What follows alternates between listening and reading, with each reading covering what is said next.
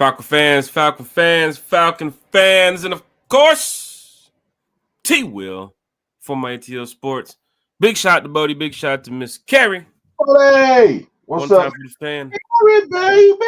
baby? One time for the fan. We are back. Who knows what episode it is now? I think we're like 1,000 or something. I don't know. Apple Podcast, Spotify Podcast, Amazon Podcast, so much more. Terry, this feels like my first show, man. It's been a while since we talked on Man, this podcast. how's that old song go? It feels like the first time. It's from the '80s. You're not gonna remember it, but yeah, man. I'm in the '80s mood this morning. But Like I'm I an don't. '80s baby. How come I wouldn't remember that, Terry? I'm in a '80s mood this morning, man. We got Mr. Michael Penix. It's the beginning of a new era. Let's go. Terry, hold on, Terry.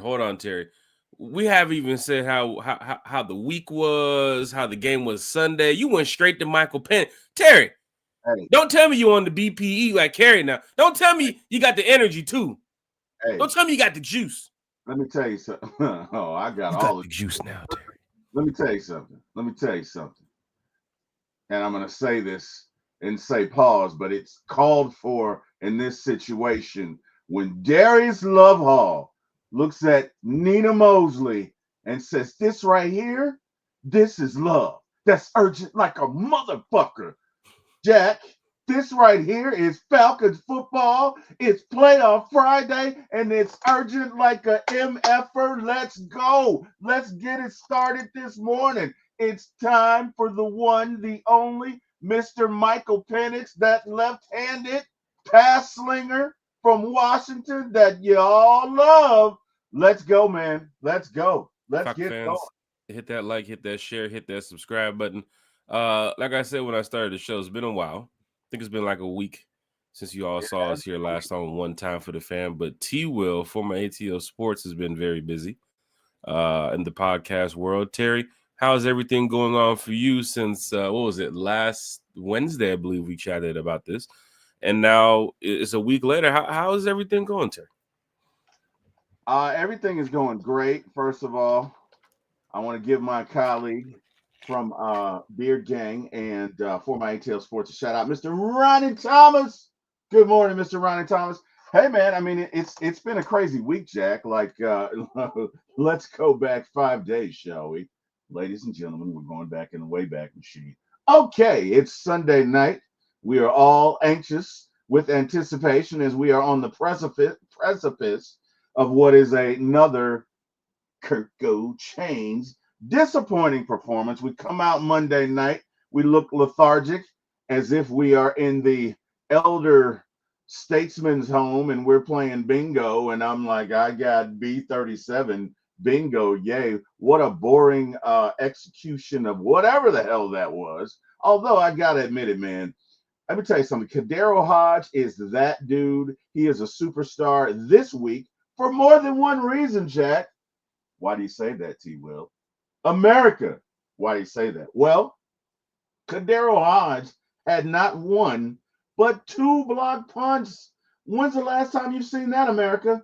And not only that, ask me what else did he do, Jack? What else did you do, Mr. Terry? Not only that, Jack, but yesterday, Kadero Hodge comes out clutch and to the reporter who was like, the Falcons are like Penix is the best quarterback in the room. He's like, nobody said that shit, bro. So, just quickly before we get into the Vegas recap, I was out there in Las Vegas having a great time, man. Winning on Thursday. Of course, the game was Monday night. You got to take those extra days to prepare for some of those Monday night games, or in a city like Vegas, you know how it is there. You got to take some extra days, you know what I'm saying? Because out there in Vegas, man, it's a whole nother vibe. It's a I'm whole telling you. Jackie. I want to give a big shout out to the Raiders fans too as well. They hold it down. Like they love their team. That stadium is beautiful, by the way. Allegiant Stadium. I've heard. Everybody Terry, it's like the Benz on a whole nother level. You know what I'm saying? But nothing beats the Benz. Nothing's gonna beat Mercedes Benz. But I got to tell you, Terry, you talked about what Cordell Hodge did on the field, and then you mentioned what Cordell Hodge did off the field.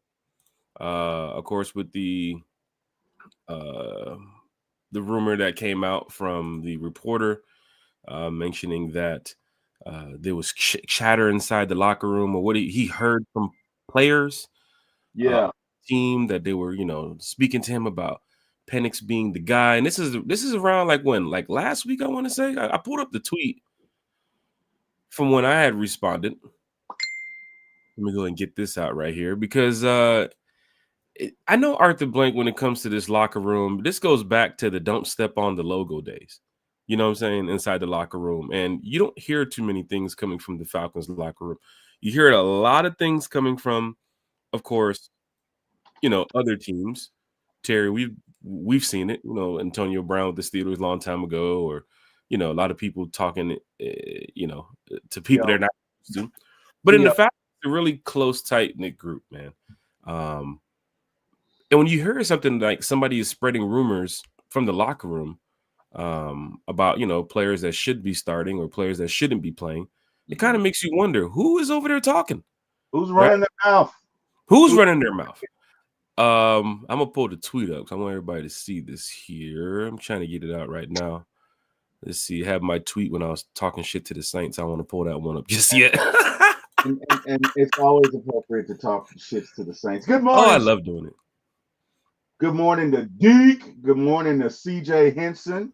Good morning to Ronnie Thomas. Good morning to Jonta. Good morning to Deshaun. Good morning to my partner, Mr. Greg Laney. What up, Greg? Good morning to Chris A1 from day one. And good morning to Jonta. So before we get to the Vegas recap and go over Raiders Falcons, you see right here from the Schultz report that, and of course, he's probably been doing this for years. I believe he works for NFL, ESPN, one of those companies. But he's not in like the Falcons, what I'm saying, close media room where it's like, oh, this guy's here all the time. Or he's like a D-Led or like a Myles Garrett or somebody we can say, oh, man, that's serious now if you're hearing this. This is outside. Remember the Lamar Jackson talk? Remember that, Terry, when people kept saying, Lamar is happening. And I tried my best. I talked to some people, and Terry, nobody heard nothing, right? Yep. So it's kind of weird how this stuff was coming out from outside of Atlanta. And then you hear something like this, which is around, December 13th. He said, I truly believe the only reason the Falcons haven't gone to Michael Penix Jr. is because of optics. I've had players. This is where it gets interesting. I've had players inside that locker room tell me point blank. So that means they're talking to you right on the phone, face-to-face, FaceTime, Zoom call, whatever, about some of the things that is happening inside that locker room. I don't think that's true. I went ahead and reposted and said, don't speak on a rumor. You're not even in the Falcons media room. At the player. If you want the hype, at the player, right? Because it's kind of like when you talk shit online. I'm not going to just send subs out. I might at you. I might let you know this is who I'm talking about. But for this guy, he decided to take that and run with it. Went on national TV to mention it. Of course, the Falcons did make the switch due to the bad quarterback play of Kirk Cousins. Yeah. But then you see Cordell Hodge come out yesterday and pretty much put a stamp on it saying that's just not true. Like, don't speak on that type of stuff. So big shout out to Hodge. Big shout out to the players who defend the team every day, because none of that stuff is happening. Terry, what's up? You got to quote him. He said, nobody said that shit, bro. Sheesh. He said, nobody said that shit, bro. And this is after being the player of the week. You know what I mean? Because guess what? He could have been selfish. He could have been like, thank you. It's all about me. If I say so my damn self. Yes, I did. Let me give myself a high five. Whoa, because I blocked not one, but two punts. Blocked two punts. Shout out to the Falcons special teams. Don't forget what he did earlier this season too, as well, with the game, the overtime. Was it the overtime winning catch against the Tampa Bay Buccaneers? Of course, the block punt fumble recovery against the Saints in the end zone. Yep. Hey, man. The dude on fourth down going for it. As far as I'm concerned, Cordell Hodge is the player of the year. But not only that, he's a gunner. It wasn't about him. He was like, hey, man, nobody said that shit, bro. Hey, big shout to Cordell Hodge, man. He's sticking up in a major way, man. I got a picture with Cordell Hodge after the game too as well. Got a chance to chop it up with him, man. Cool as hell, man. When I talk about some of these Falcon players, man, I mean, we give them so much, you know, pressure on the field. You got to do this. You got to be this. If you're not this, then get off my team. When you get a chance to talk to some of these players off the field, man, they are super cool, bro. You know what I'm saying? Personality wise, I see why, when they bring these players in, they want the players that's good for the community, good for the locker room, on the field, off the field. And a lot of our players, you can see in the past there, we don't have these issues, right? Nobody's getting arrested every night for drunk driving or doing all this other stuff. They focus on football, family, faith. They know what they want, right? These guys are warriors, man. So every day they put their bodies to the test. Right now they have another test coming up. They have to beat the Giants on Sunday. Terry, we're going into this Vegas recap here, but this Giants game Sunday, it means a lot. Next week against the Commanders, it means even more. And we're going to get to that in just a second here on One Time for the Fan. Terry, I know you've been super busy once again with For My ATL Sports. Before we get started, tell everybody where they can find it For My ATL Sports. You guys had some shows. I think you had a show like 4 a.m. one time. Terry, I'm just funny. Terry's always live. So for Falcon fans that want to talk Braves, want to talk Hawks, anything, Terry is there to talk and pretty much be a therapist. So Terry, tell us a little bit about For My ATL Sports and what y'all got going on. What an interesting week, man. So, we started off on Tuesday morning talking about that snooze fest of a win. But it was pretty much fun show. Then, of course, and honestly, look at Tuesday morning. I think we all were just like over it. And oh my God, can we do something about this? Hello, Raheem, we need you to do something, man. Yeah, I cannot watch another game like that. Yeah, sure, no problem. Yeah, light roast coffee. Is that it? Sure. But you heard what I. Hello. Anyway, we were all, like enough of it, over it. Geez, no, just not like.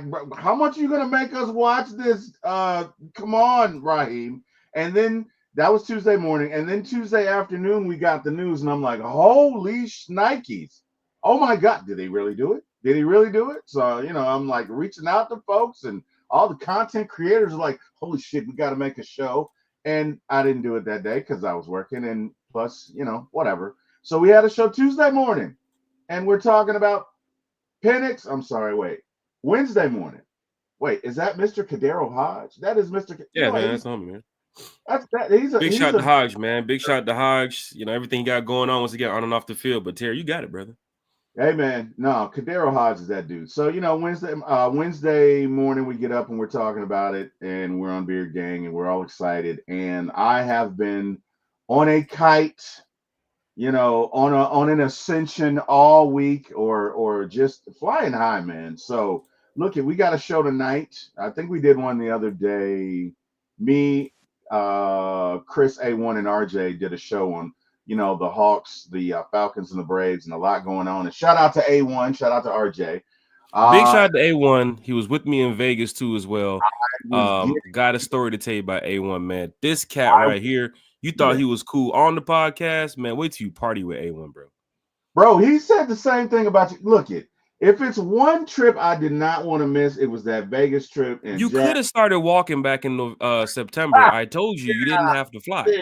Yeah, lazy me. I don't know, whatever. But I'm so jealous, man. Because I've partied with Jack, and that in and of itself, you gotta prepare, man. You gotta stretch. Like Jack is that dude. Jack is a party animal, ladies and gentlemen. And I know in the land of partying, in Vegas, I know you had a ball, Jack. Like I know you had a ball, and I am so hurt and so jealous that I didn't get a chance to go, but whatever. I'm a team guy. Our Falcons won, and not only that, we're starting Penix. So today we are going to talk about where's Carey, ladies and gentlemen. Where is Carey? Is there a Carey sighting? I'm going to do it. Don't do it, T. Will. No, I'm going to do it. Big Penix energy. I'll take that penalty, sir. Go ahead and give me the penalty. Go ahead. I'll. There you go. Oh my God. Yeah. I can't believe we had to do this. Yeah, BPE, ladies and gentlemen. Matter of fact, I don't even know I can give you that whistle right now because he's now the starting quarterback. So he gets that right to at least have it being said once on the podcast. If Carrie was here, she probably would have said it about 5 or 6 times already. We're already 16 minutes into the You podcast. would have said it 12. Falcon fans, hit that like, share, subscribe button. Big shout out to everybody out there who made the trip to Vegas. It was a great time. And I mean, from the moment I got off the plane Thursday, the party Saturday night with the Rise Up. The party Sunday night with the Rise Up Tour fan club. Of course, Saturday we had a nice little hangout too as well. Got a chance to go see Jeezy perform too as well in Las Vegas. I mean, these are things where that was big time, bro. Wow. That was big time. Pulling up, and you know what I'm saying, in my Dapper Dan shit, you know what I'm saying, to go see young Jeezy. Wow. In Las Vegas, to where, you know, I've seen Jeezy 100 times here in Atlanta growing up, and it's like ain't nothing better than seeing him in Las Vegas. It was crazy. It was at Drea's nightclub. Also, big shout out to the hotels I won those parlays off of, those casinos. This is great, man. I'm going back to Vegas a lot more now.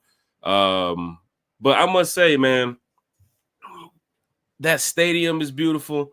The walk to the stadium sucked because you got to go over this bridge, and of course you got to catch the rail, whatever that system, the little MARTA system they got out there going to the stadium and everything. But for the most part, you know, I must say the Raiders fans did show up, even though they know that they probably wasn't going to get the win. But when you go down to the finish line like they did against us with Desmond Ridder, can't believe I'm saying that name too. This is a weird day. With Desmond Ridder almost beating the Falcons. Yeah. At home is the crazy part, because I for sure thought, Terry, as I'm sitting there, we have not a dominating win, but we have a win that fans are not going to feel happy about. But at least a win is a win. But then when you see 2 minutes left to go, they're down by 5. Koo missed the kick. And then they get a shot with 3 seconds left to go to throw like a 30, 40-yarder into the end zone. And the one thing I was saying, Terry, was please don't draw pass interference. If you draw pass interference right now, they might say there's a fan on the field. There's a fan on the field. And that fan could have been me, because of the fact that I was sitting there for, of course, all 4 quarters. And, you know, the Raiders had their moments here and there. And most Raider fans, like I said, I was talking to them. They told me, we want to lose this game. We want a top pick. I'm hearing that from Raiders fans. Totally different from last year with Cardinals fans. That's like, we really want to beat you guys with Kyler Murray being back. And then, of course, when they did beat us, we had Desmond Ridder. They came to us and said, you guys need a quarterback. Okay, cool. We went ahead and got Kirk Cousins.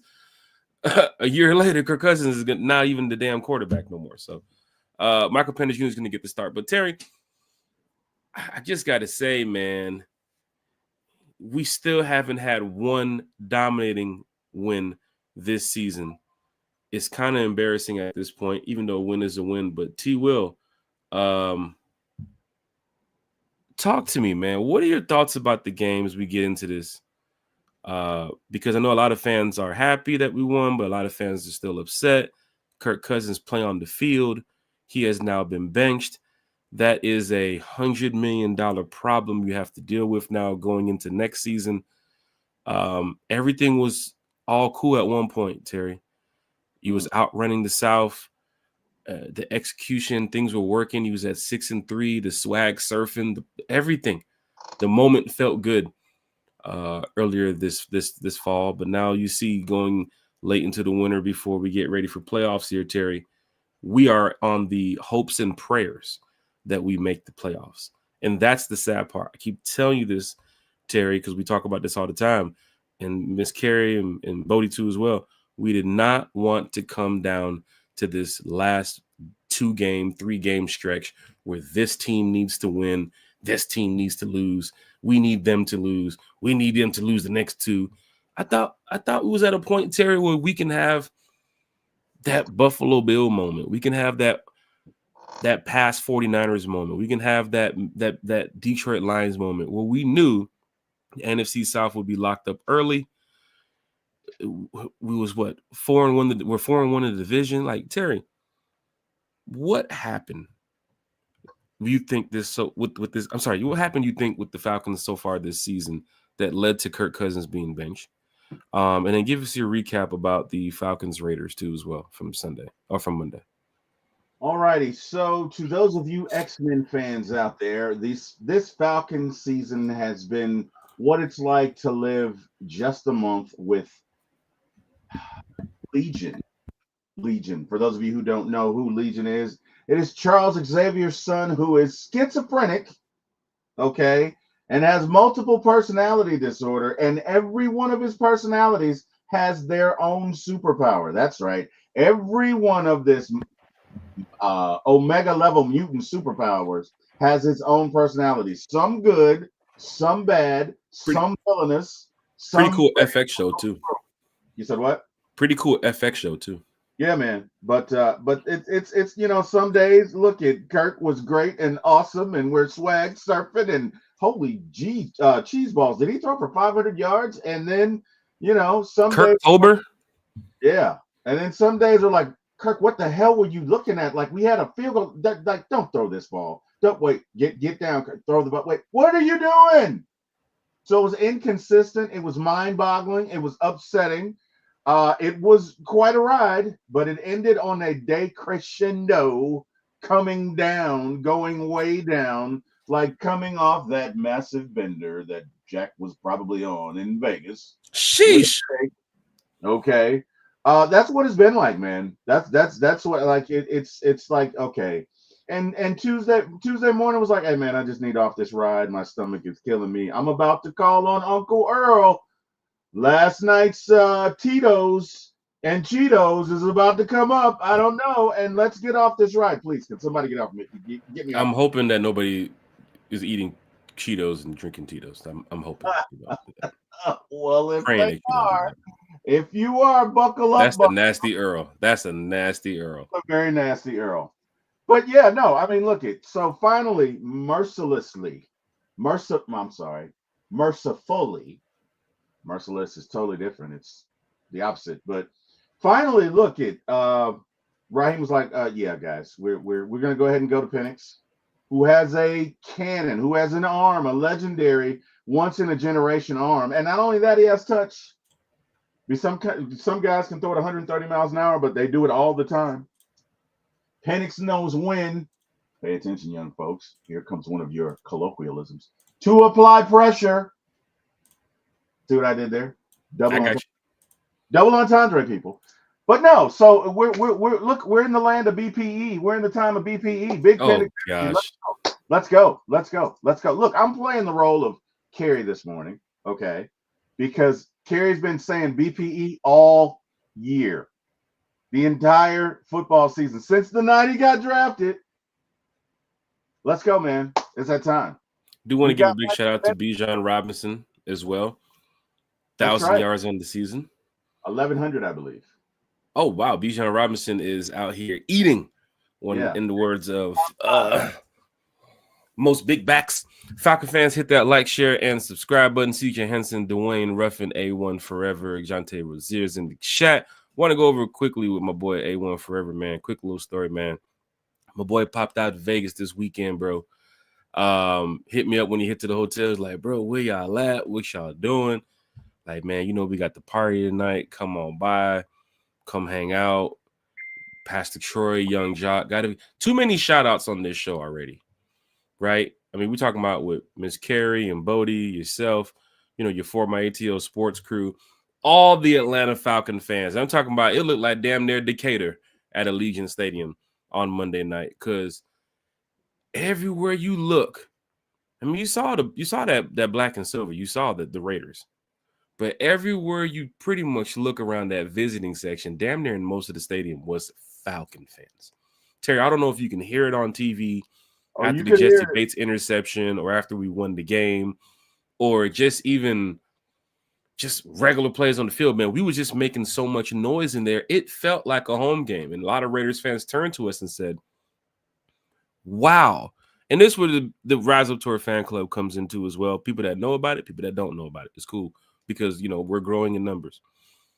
But we put a lot into traveling to these away games, from helping people at times to, find out what hotel they want to stay in, or I mean, we're not travel agents, right? We're not out here booking that type of stuff, but Right. we do provide a lot of things and information, details, so fans can, enjoy their stay when they're out on the road. And I've helped a lot of fans too as well. Fans that were coming to Vegas asked me, where should I stay on the strip? Where you guys going to be here? What about here? And I'm like, well, you can stay at this hotel, find different prices. It's good to, you don't want to stay in some big fancy ass $5,000 room if you're not going to be in it. But I got to say, big shout out to all the Falcon fans that showed up. Young Jock that came out to the show Sunday night to perform with the Rise Up Tour fan club, Pastor Troy, so many other people too as well. But when Raiders fans turned to me and said, I can't believe you guys traveled this well.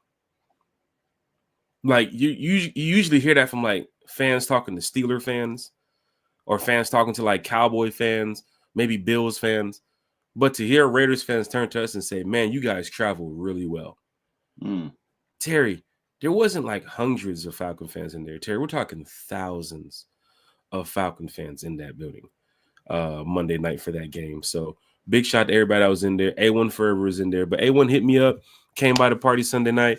Of course, we had everything set up to where, you had to go through the front door, scan your ticket, get inside, and have a good time. But me and my boy A1 was over there doing security, man, chopping it up with the fans too as well. Packed house Sunday night at Tom's Watch Bar for the event. Big shout out to, once again, everybody with the tour who put this on. Big shout out to Thomas Scott too as well, man. Like, you just keep raising the bar every single day. So Falcon fans, Washington's coming up. I'm going to post some information on our Sunday night show for you all about anybody heading up for the Washington. I want to make sure you guys are having a good time. Or if not Sunday night, we'll probably be back Wednesday night. Terry, I'm done traveling for the year, right? So it's going to be a lot more one time for the fan. We are back. This is full time being back. You know what? The traveling is kind of difficult, right? Because 1 week you're here, 1 week you're there. I mean, you guys love our Sunday night shows at 8. You guys love our Wednesday shows at 9. And, of course, our Friday morning shows. But, yeah, Terry, I'm back, man.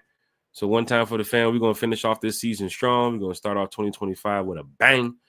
And hopefully the Falcons can make the playoffs. But I can tell you something, Terry. When fans ask me what is my pretty much number 2 stadium to go to outside of Mercedes-Benz, I would have to say it's Allegiant Stadium. Everything that you need in Las Vegas. What's up, T? That's quite a statement because you just came from didn't you go to LA statement? I went to Ram. I've been to like 20-some stadiums already, so I'm almost at the end. You know what I'm saying? I think next year we got San Fran, we got New England, we got the Jets, so that's gonna be 3 more. Could take a trip too as well overseas, but you never know when it comes to how Falcon fans are going to travel, what game they want to travel to. I try to do as many as possible. Pretty much I do them all. I've been to Washington so many times, it's pretty much like my second home now. But I have a lot going on that weekend too as well. So big shout out to all the fans who's traveling out there. The game has been flexed this Sunday night. So make sure you all are dressed warm for that event because it will be cold in there. Hopefully it's not going to be raining, but it definitely be cold. But Terry, I can tell you something, man. To have that feeling on the road that it feels like a home game, to know that on defense, I'm not the only one standing up yelling defense. Like a lot of people around you yelling defense. Like you're hearing the ATO chants in the second quarter. Like, holy shit, this is what you want. But A1 Forever, he was there. We went out to the MGM Grand before the game Monday afternoon for some lunch, man. And, got a good chance to sit around with DJ Dan from the Rise Up Tour, A1, and some more members too as well. DSGB Hall. I want to give a big shout out to DSGB Hall too as well, who was with us. I got you, T. DSGB Hall, who was with us in Vegas. Just I don't know. Like Ernest, I don't know, man. Like Vegas is your second home, bro. You know what I'm saying? You showing us more about Vegas than I know about Vegas. So big shout out to Ernest for coming out and rocking with us out there. But fans everywhere in Las Vegas, at the casinos, at the slots, on the tables, crap table, poker table, don't matter where, you can see Falcon fans. And let me tell you something. I told y'all about our West Coast Falcon fan base. The ones that do not travel to the Bends. They've never been to Atlanta. They probably will make it to Atlanta one day. They probably will make it to go see the Mercedes-Benz Stadium and where the Falcons play. But they haven't been to Atlanta. I've met so many fans out there, man. So big shout out to everybody who pulled up in Vegas. Also Rudy, man, checking in from I think he was in Sacramento, man, who flew in too as well. Big shout out to Rudy. Big shout out to Lamont.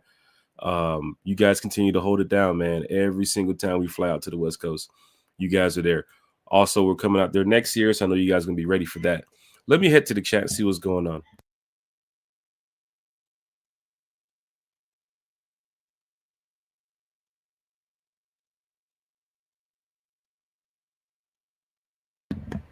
Yeah, I'm sorry. I got some people here, so they're trying to get situated with some of the work that they're doing upstairs. Mactown Dirty's in the chat. He said, good morning. Big shout out to Mactown Dirty. Rise up to Mactown. T-Will's going to be back in just a second. We're going to finish this Raiders-Falcons recap before we get to Falcons-Giants. Krista's in the chat. Big shout out to Krista. Good morning. James is in the chat too as well. So good morning, everybody. Going to catch up to this chat here. Make sure you guys go follow some of the other Falcon content creators too as well. We have some here in the chat. They do a great job putting on a lot of content for Falcon fans. So you guys can always stay updated. And it's cool when you have content creators who go live at different times of the day, because a lot of Falcon fans want to talk football in the morning, in the afternoon, in the night. And sometimes you just can't do that. Sometimes your group chat doesn't respond fast enough, right? Or maybe if you're on Twitter, you might not get the right reaction that you're supposed to be getting from your statement or your comment we're just trying to put out there. But one time for the fan, we always love talking with the fans. So this is a safe place to talk Falcons football. We're always positive about the team. We're not going to sit here and be negative or rude about these guys or anything. So big shout out to everybody who's here in the chat. Sterling Woods, James, heading down to the bottom. Who else we got? We got my boy. We got Adrian Walton and Chen in the building. Big shout out to Adrian Walton. Who else we got here? Auntie Pam, who was in Vegas too as well. Big shout out to Auntie Pam. Good morning, Jack and Terry. Happy Friday. Happy Falcons Friday to you, Auntie Pam. Vincent Coakley. Let me show you this picture I got with Vincent Coakley, man. Man, this boy Vincent Coakley done popped out in Vegas. He done popped out in Vegas. Sometimes you got to pop out and show. Hold on, let me show you, man. Just about to say that. So Falcon fans are asking about this chain. My boy DSGB Hall had one on. And then my boy Vincent pulls up to the game with one on too. I saw this chain right here. This ain't no joke. There was fans like across the other side of the stadium that told my boy DSGB Hall, hey, we saw you from like the 400 level, right? When I walked into the club after the game, as many people they had in the Win Club down there on the field, I look over and I see this giant Falcons light shining. Of course, after the win, that's what you want, right? You want a big Falcon sign that, is lighting up. I mean, wow, it's God talking to you. So I'm looking over there and I see this Falcons chain and I'm like, who is that? Because DSGB Hall, he left already. Man, it's that boy Vincent Coakley, man. So big shout out to Vincent Coakley, man. Rocking the big cap. Got the big Falcons chain. He always finds a way to take his fan support to the next level. This chain right here is one of them. Of course, he's on the Falcons website too as well, with the Falcon flag. He always loves to sit in the end zone, or he's usually on row 1 too as well. So big shout out to Vincent Coakley. If you catch Vincent Coakley at a game, tell him I said, what up? Vincent Coakley said that walk is a mofo. Then to walk around the stadium to the tailgate Lock J. Yeah, that's a big-ass stadium. I mean, they built it in the middle of the desert. That's a big-ass stadium. Even as you're walking up on the bridge before you get to the stadium, you're looking at it like, God damn, I just want to get in and get to my seat. Then you look at the parking lots where they're tailgating, and it's like, holy shit, they're over there damn tailgating damn near back towards San Diego. Like, they have enough room to do this. And it's kind of different when you live in a city where they kind of put a stadium in the middle of downtown versus Las Vegas. They had enough room to build it. A lot of these other stadiums you see, they're trying to move away from like the downtown. I think Chicago is going like 45 minutes or an hour away, Terry, to build their stadium. Buffalo was putting out some of the videos from their stadium that's getting ready to I think open in like 2026. That's a little bit further away too as well. So this is cool. When you go to these new stadiums, you got a chance to see the specs and how they got a chance to design it and build it and everything. But Allegiant Stadium is top on my list. Terry, real quick here. I'm trying to read this comment. Real quick here, Terry.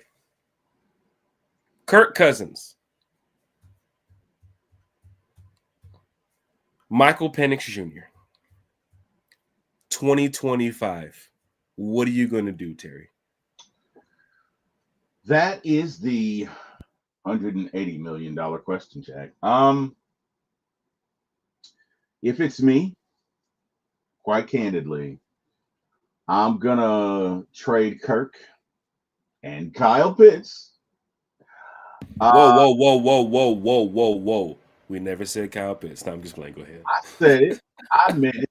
I'm here to represent it. I said it.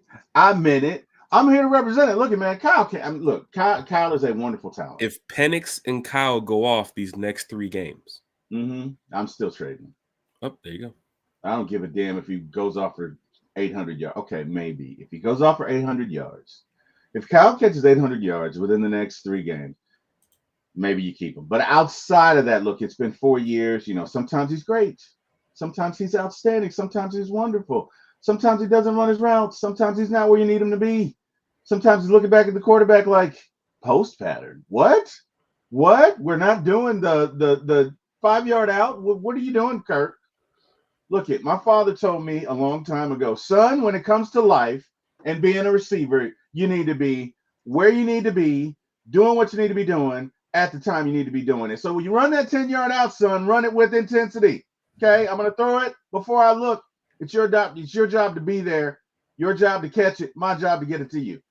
And Kyle just hasn't done that. So Falcons need picks. Falcons need you got Draco coming up in a few. You probably want to extend Bijan. You're not gonna be able to keep everybody. Got to keep my boy Drake London around here, man. Got to keep Draco. Got to give Draco some Keiko. See what I did there? No, nobody.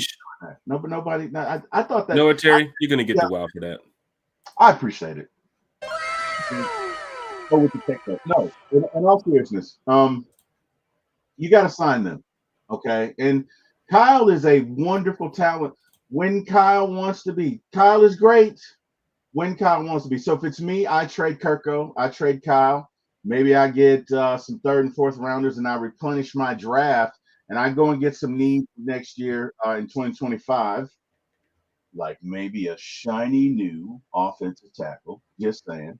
Or a bigger question is, what if McGarry really performs this next year? I mean, I'm sorry, these next 3 games, right? Even outside of the help you're going to give him, because they are going to give him some help, because he is the blind side for one Michael Penix.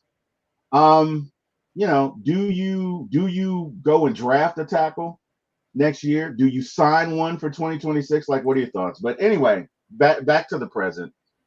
Look, Kirk is still a wonderful person. And I think Kirk is going to be a great number 2. I think Kirk is going to provide support and leadership for the young Michael Penix. I think he's going to be great. But if we're going into next year, I'm going to see if I can trade Kirk, get some relief from this commitment that we've made, and see if we can replenish our organization with draft picks and talent, or maybe draft picks and you're trading from a position of weakness to a position of strength.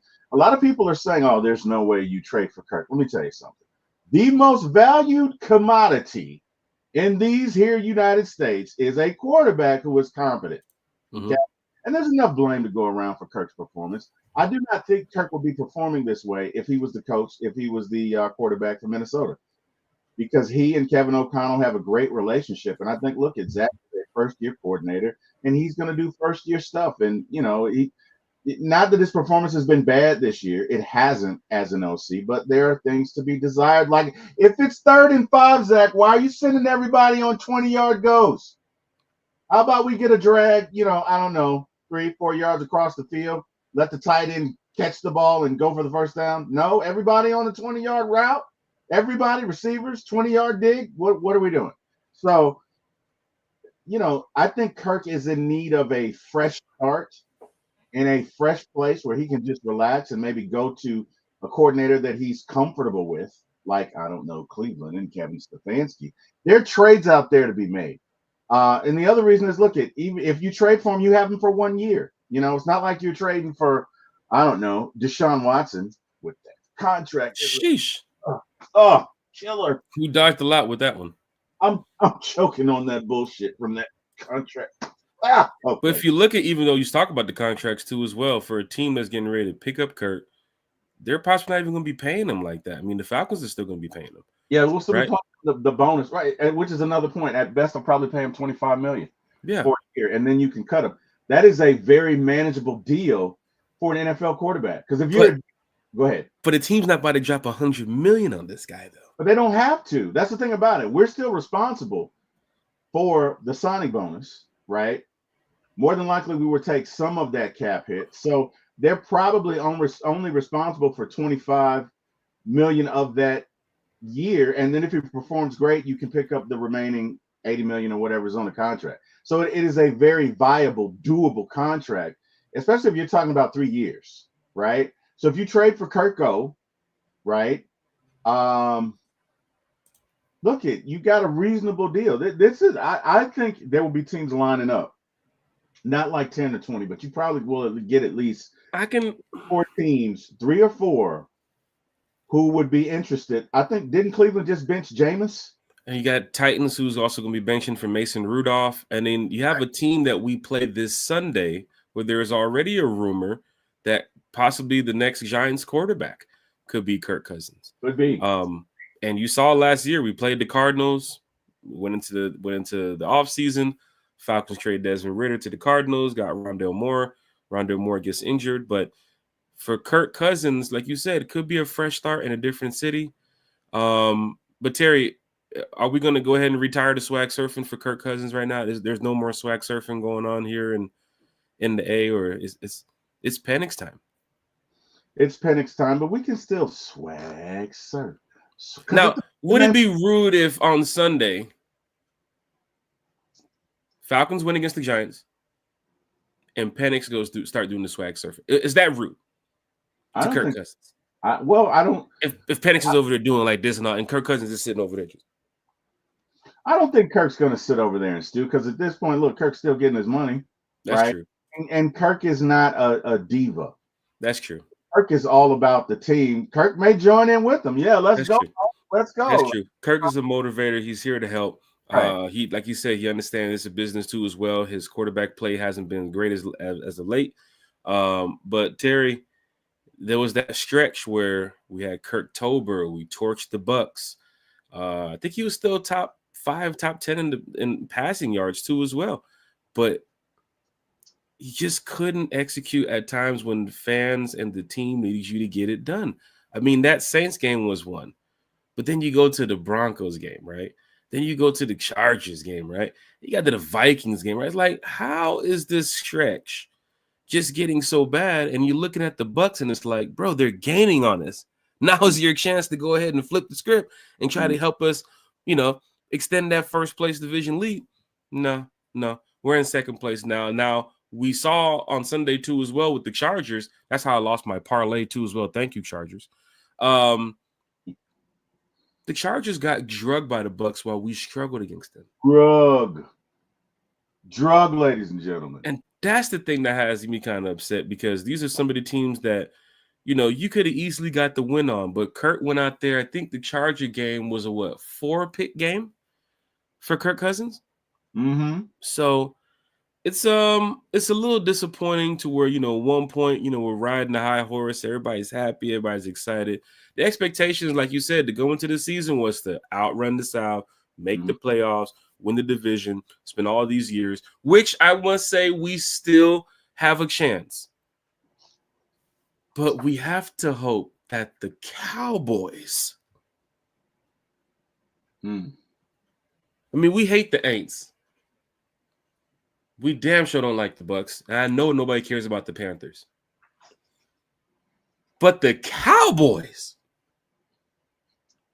have to beat the Bucks on Sunday. Because I think everybody's expecting a win from the Falcons over the Giants Sunday at home in the Benz. Ticket prices are now starting to go up a little bit more. Not too much, but it's starting to go up just a little bit more because do-rag season is in full effect. Fans that are going to Walgreens and their local CVS and beauty supply stores to grab their do-rags for Sunday, I guess that might be the new thing on Sunday is going to be the do-rags. So I'm looking for mine too, by the way. I haven't seen mine in 20-some years, but I'm going to find one. But still, Terry, it's Penix time at the Benz, man. It's going to be a great feeling to see everybody back home in Atlanta. But T. Will, I must say, man, you know, at one point I was thinking they was going to stick with Kirk Cousins through the end of the season because of what you paid him. You didn't want to bench him. Raheem first year being a head coach. You didn't want to go down that lane, down that road of just, you know, I said this, and now I got to take it back. Right now I got to sit back here and look at Kurt and say it just didn't work. And now people are taking shots at Terry Fontenot saying this was a bad move. People had already in the beginning when we got Kirk and then went to go draft Penix, right? Like, how is this going to work? Remember Raheem said there's a now and then there's a future. It seems like we got to the future pretty quick. But yeah, fans called this coming out the bye. Apparently there was rumors of Kirk Cousins being injured, his arm or shoulder, whatever it was. And of course, you know, they said he was fine. Then some fans started noticing that, you know, the zip on the ball wasn't just the same for Kurt. Just his execution just wasn't, he just didn't trust it. And then you saw against the Raiders on Monday night, just a lot of plays where when you pump fakes, it's like, bro, you're just missing so much, bro. That first pump fake he caught Drake London was nasty, though. That was nasty. Yeah, but the other ones, it was like, do you trust your execution to get Ray the ball? Are you trying to get him in the spot? Or is the defense just putting that much pressure on you that you just can't be yourself anymore? But then you look at what the other teams are doing, and with a mobile quarterback, you can move around the pocket a little bit more, Terry. Right? You can escape the pocket and get outside the numbers and make some throws down the field. Kurt just couldn't do that. Anytime Kurt would get touched, it's like he's going to the ground. Fan pointed out the other day, he's like, man, that's just like Matt Ryan out there. I was like, please don't do that. Please don't do that. But for Michael Penix, man, I just want to give a big shout out to him. Good luck on Sunday. Go out there and get that win against the Commanders next week, Sunday Night Football. How crazy is that? Your second game in the NFL is going to be on Sunday Night Football for Michael Penix coming to the end of the season. You know, I would have thought at least the Falcons would have put him out there for the Raiders if he wanted to make the quarterback switch. So that way he can get – everybody knew that the Falcons were going to beat the Raiders, except for Desmond Ridder. He actually put a little thought is like, no, I'm going to go out here and try to get my revenge back. But oh, wow. For fans that was sitting there watching the game and then they saw Kirk's performance, a lot of fans quickly pointed out it's time to bench Kirk. This is before I got on the plane, right? It's time to bench Kirk. Don't know what Raheem's going to say in the presser, but Kirk's quarterback play wasn't nowhere near as great to come out here and say, you know, we're ready for the Giants and with XYZ. Fans didn't want to hear that. They've been waiting for Kirk to get benched, and sure enough, it happened. Michael Penix is now here, and I guess the Penix jerseys will be hot on sale Sunday, man. So it's going down in a major way. If you're showing up to the Benz, make sure you get your tickets because it's still it's going to be a lit time, man. You know, those New York fans are still going to be in here.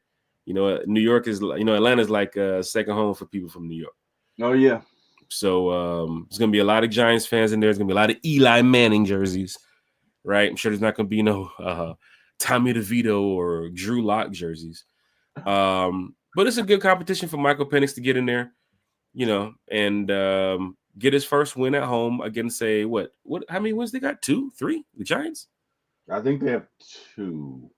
I mean, come on, Falcon fans. This is a nice little setup for Michael Penix for the offensive line. Let's keep him clean, but let's see what the kid can do. We drafted him for a reason. He gets his chance to play now. I'm all for it. He has one of the strongest arms in the NFL. He's one of the smartest, youngest quarterbacks in the NFL. And I'm here for it. I'm trying to get to the playoffs. I know we still have a chance to get to the playoffs. We are not eliminated. But I want to see us make this run. You know, Tony Dungy did point out, I think it was it back in their championship year when their quarterback got hurt? And who was that? Johnson that came in? Or was it Sean King? Somebody came in and took them to the playoffs. They won the last 4 games. Took them to the playoffs. I have to go back and read Tony Dungy's tweet and see who it was. But big shout out to, for Raheem Morris for making this move. Because you don't want to go into this Giants game with Kirk Cousins throwing another, 112-yard game, 150-yard game. You can see that something is declining here. Now, Terry, I would have to ask you, is this a Kirk Cousins thing that made him go on decline? Is this an offensive play calling thing? Was it Kirk Cousins not trusting his execution? Was he injured? What was just your thought on that? I think it is an amalgamation of everything that you said, right? A convergence of very, very unfortunate circumstances. No, not Lemony Snickets, but in all seriousness, I think number one, Kirk is injured. I think his elbow and shoulder are injured. Okay. And when you talk about a shoulder, that's a very serious thing for anybody who throws something for a living, because again, you're talking about, is it structural damage? Like that impacts the way that you throw, right? So some throws he can make and others, there's no velocity, right? So let's say I'm a 3/4 thrower and I throw here. And I'm comfortable here, right? My range of motion leads me here.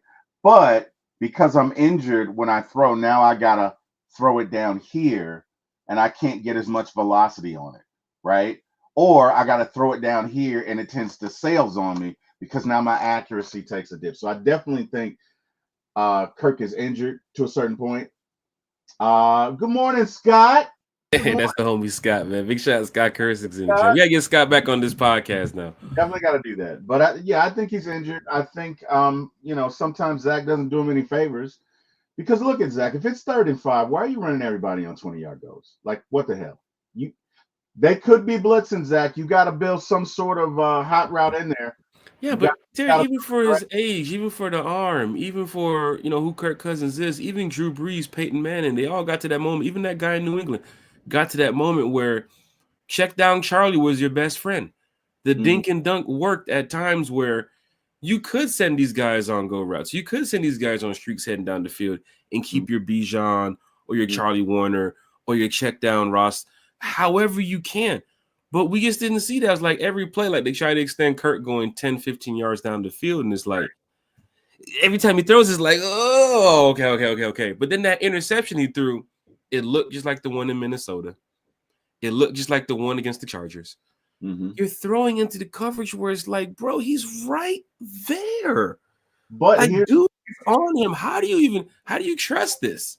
If you're used to having an arm that can get it there, that's true. That's what you trust. You can't, and you don't know, right? I've seen him make throws like that where it's on time, and then there are other times where, like, gosh, you know what I mean? And then I also think this is it's a part of it is a mental thing, in that I don't know what I can and I don't know what I can't do.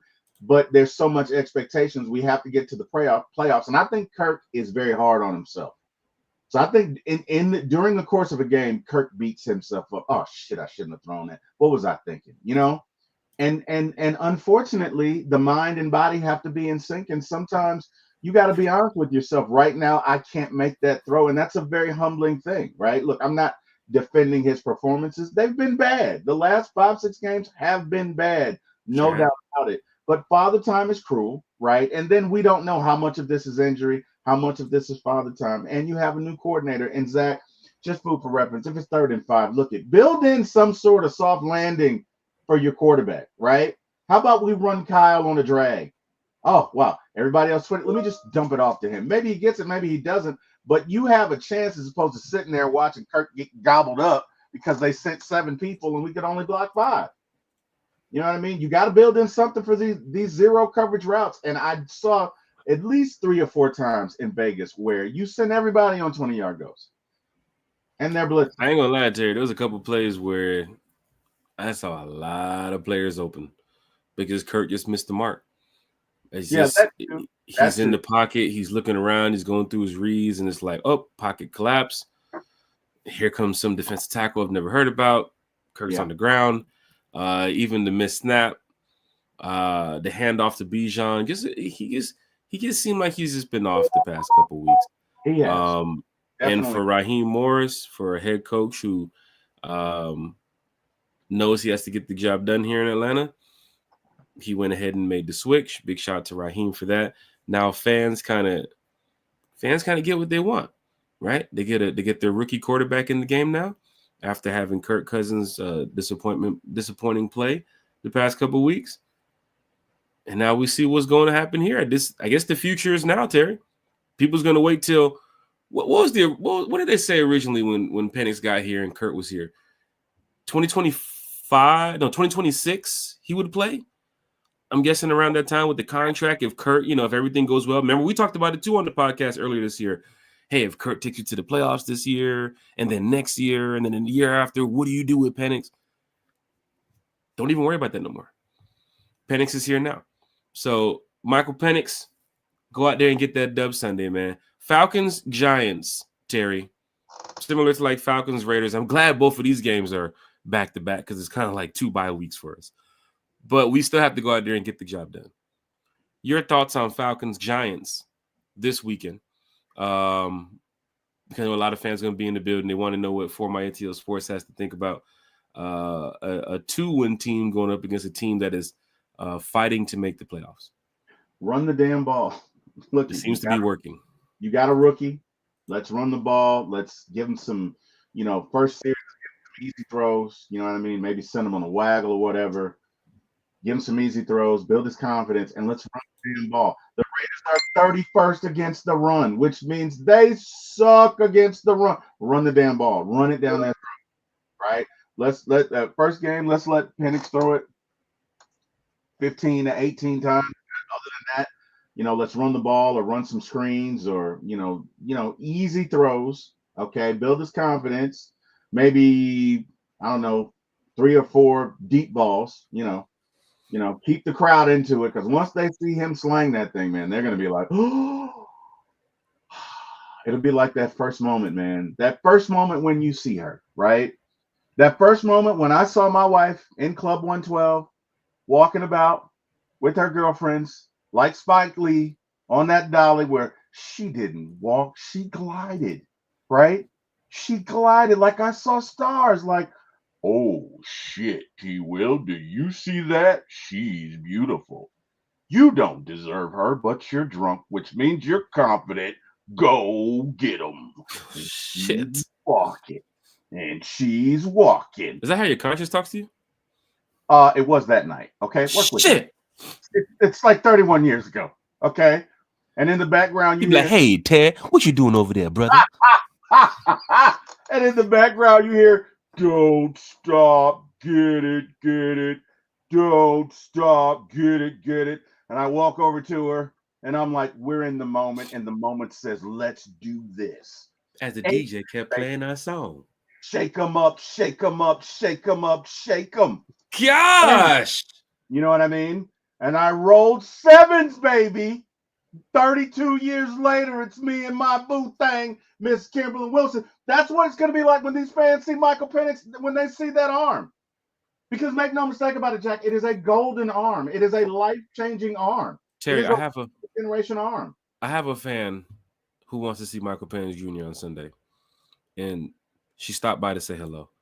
Miss Carrie's on the podcast. Carrie, baby. Carrie. Good morning, guys. How you doing? Man, good morning, Carrie. How are you doing? I'm good. I just want to stop by. I'm on break, and I want to say hello, see how everybody's doing. For We're that doing big Penix great. energy.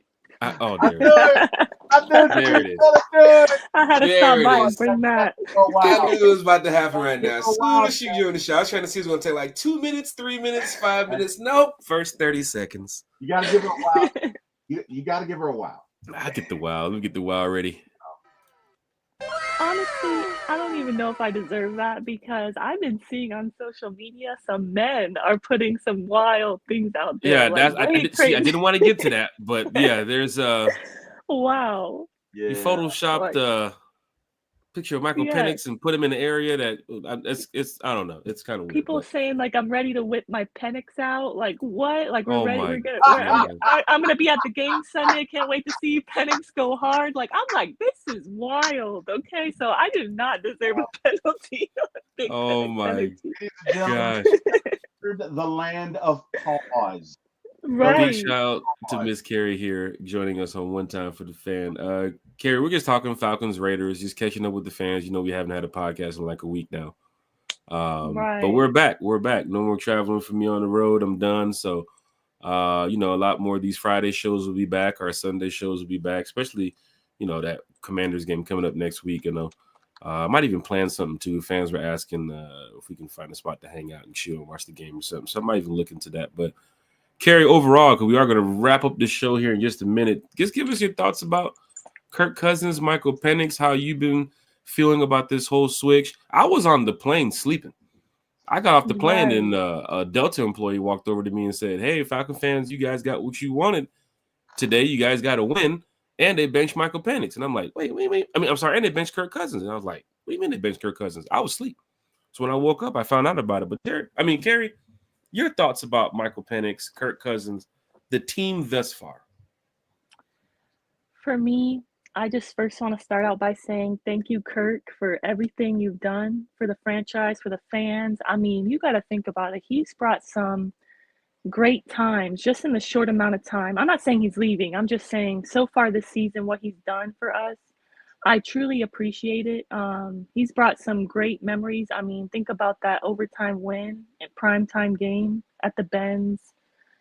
That was electric. That was exciting. We haven't had real excitement like that, like a big win on primetime football, like on national television in a while. So I do appreciate, and it's been really nice to see what it's going to be like with Drake London, with the quarterback who can get um, his man the ball, like he hasn't really had that. So it's really nice. I'm very thankful for, everything he's done this far. Unfortunately, this is a results driven business and he was no longer providing the results. And unfortunately, like, I felt like Raheem and Terry, their backs were against the wall. Like, you had to make this move. I mean, there was no other option. They tried to ride it out as long as possible. They said, okay, we have to get better. But each week it wasn't getting better. I mean, Raheem did say one week that he got, what was the exact verbiage? I can't even think right now. That blew me away that he said he was not extremely better. Remember that, Terry, where it kind of irked me, where he said he was like, he Well, basically was saying that he was so much better. He vast, extremely improved from one week to the other. And I'm like, okay, he went from 0 touchdowns and 4 picks to 0 touchdowns and 2 picks. Like, how is that? Yeah, I think that was the Vikings after the Vikings game, wasn't it? Yeah. Yeah. Personally, for me, it had to be done. I know that's not what the plan was because they kept saying that, Kirk is our quarterback now, Penix is our quarterback of the future. You don't pay a quarterback over $100 million guaranteed and for 11 games or whatever, was it 12? That's obviously wasn't the plan, So, but the big thing for me is how do you respond in adversity? And I even said it the day, was it the day? It might have been the night after the Raiders game. I said, at some point, you got to have cojones and you got to, when you see that, you paid a quarterback, a vet, all this money and he's not giving you the results that he needs to and he's losing you games. I mean, 0 touchdowns, that's not going to win you games. So I basically said, you got to make the change. And thankfully, it came. And like I said, I'm very thankful for Kirk. I don't want to get it twisted that I'm, trying to bash him or anything, but you're not going to win football games when you're turning over the ball, like that many times. And, even Raheem said in the presser that the main reason why he's getting benched is all the turnovers. So, I mean, it's just facts. And unfortunately, that's what's happening. And I am, though, very excited about Michael Penix. I'm really hoping he is what we think he is, and he is the future. You know, we have our future guy. We've been waiting for that since Matt Ryan. So, I mean, man, I just want stability at the quarterback position in the worst way, the most important position, you know, on the field. That's my thing. So I'm very excited. You guys know I'm trying to get that shirt made still. So uh, I'm really excited. I'm very excited. For me though, unfortunately, I don't know how you guys feel, but for me, it came a little too late. I mean, for me, I feel this is just my opinion. I think Kirk should have been benched maybe halftime of the Chargers game. Once you saw he's turning over the ball too much, and this game is very winnable. I mean, I don't know. But then again, we were only down we could have still won it in that before he threw that game-losing pick at the very end. So maybe they thought we still have a chance. So I don't know. I just feel like we benched him a little too late because now the division is no longer in our hands, sadly. And I'm thankful Kirk got us to where we're at. You know, 6-3 was amazing. But then also he's getting you to 7. So well, now am I wrong? Sorry, I could No, be you're wrong. right. Yeah, we was at 6 and 7. So it's like it's we tough, got us to 7-7 you know? with the win against the Raiders, but even after the win against the Raiders, he got benched. But okay, So, but the yeah. win against the Raiders, I'm sure you guys have gone over it. I'm always happy to win, but that did not feel like a win. That was probably like the worst feeling I felt after a win. I could tell you that was tough watching, sitting Yeah, right you were there. there. How did you feel there? Like on So TV, it's like I felt like we won, but did we? Like it was wild. Like so didn't feel Ritter like throws win. the pick, Carrie. And then when he throws the pick, you know, I turn around, I'm talking my shit. You know what I'm saying? Like, Right. of course that's gonna happen. We know that's gonna happen. It's Ritter. Right. But then again, you turn the ball back. No, Koo misses the kick. And I'm sitting there like, wait a minute, how the hell did we just miss this kick? Because this would have sealed the deal right there. Right. You give them a chance, they go down, think they scored, and then it's just you're watching the game down to the last minute, and all the Raider fans start getting back on their feet. I don't know if I took the picture or not, but my whole entire row was empty at one point in the fourth quarter. The Raider fans got up and said, "Hey, y'all, we're up out of here. Nice to talk to you guys. Safe trip back to Atlanta." They left. I remember turning to my friend over there and I took a picture. I was just chilling. Seats, everybody, nobody's there. Then, sure enough, in the fourth quarter, I mean, with a minute left to go, I noticed that Raiders fans are sitting next to me. Raiders fans sitting over here. I'm like, where the hell these Raiders fans came from? They're starting to feel excited because Desmond Ridder drove them down the field to score with Amir Abdullah. Was that Zamir? Was that Zamir? Who's that scorer? Who's that scorer for the Raiders? When Ridder caught us, I think it was Abdullah. It might have been Abdullah, but the Raiders fans came down, they sat next to us, and they started cheering. The stadium's getting loud, and then you're hoping that the one thing I was praying for was there wasn't a pass interference. Like on those plays, you got 8-9 guys battling in the end zone. A ref can easily just throw it right there and say that's pass interference. Right. Good thing about it is we have a Jesse Bates back there. Thank God for him. But sure enough, you see Ridder escape the pocket on the first throw and then throw the lob in the air. And I'm saying, okay, this is a bat down. This is a bat down. And you're looking at the instant replay where I guess they tried to like tip it a little bit back to their guy from the Raiders. But of course, that shit knocked out the end zone. But the second one is where they did it over there in the post corner. And I'm watching, and I'm saying, please, whatever you do, knock the ball down. If you're not going to intercept it, knock the ball down. But I've seen games where, Terry, you saw earlier this season where the ball has tipped back, a guy standing there, thank you. Somebody's to the side, somebody catches it in front of the goal line, jumps into the goal, game's over. And then Raiders fans would have started going crazy. But sure enough, you got everybody on their feet with 2 seconds left to go. I'm sitting over there. Boy, I'm hot. After that coup kick, I was like, come on, man. We can't do this in Las Vegas. And then the fan behind me, that's the bookies, that's the casinos, that's the casino. I don't want to hear that shit. But sure enough, the Falcons did come away with a win. it was one of those type of moments. Wipe the sweat off your forehead and keep it moving. But Carrie, Right. I just want to dominate and win.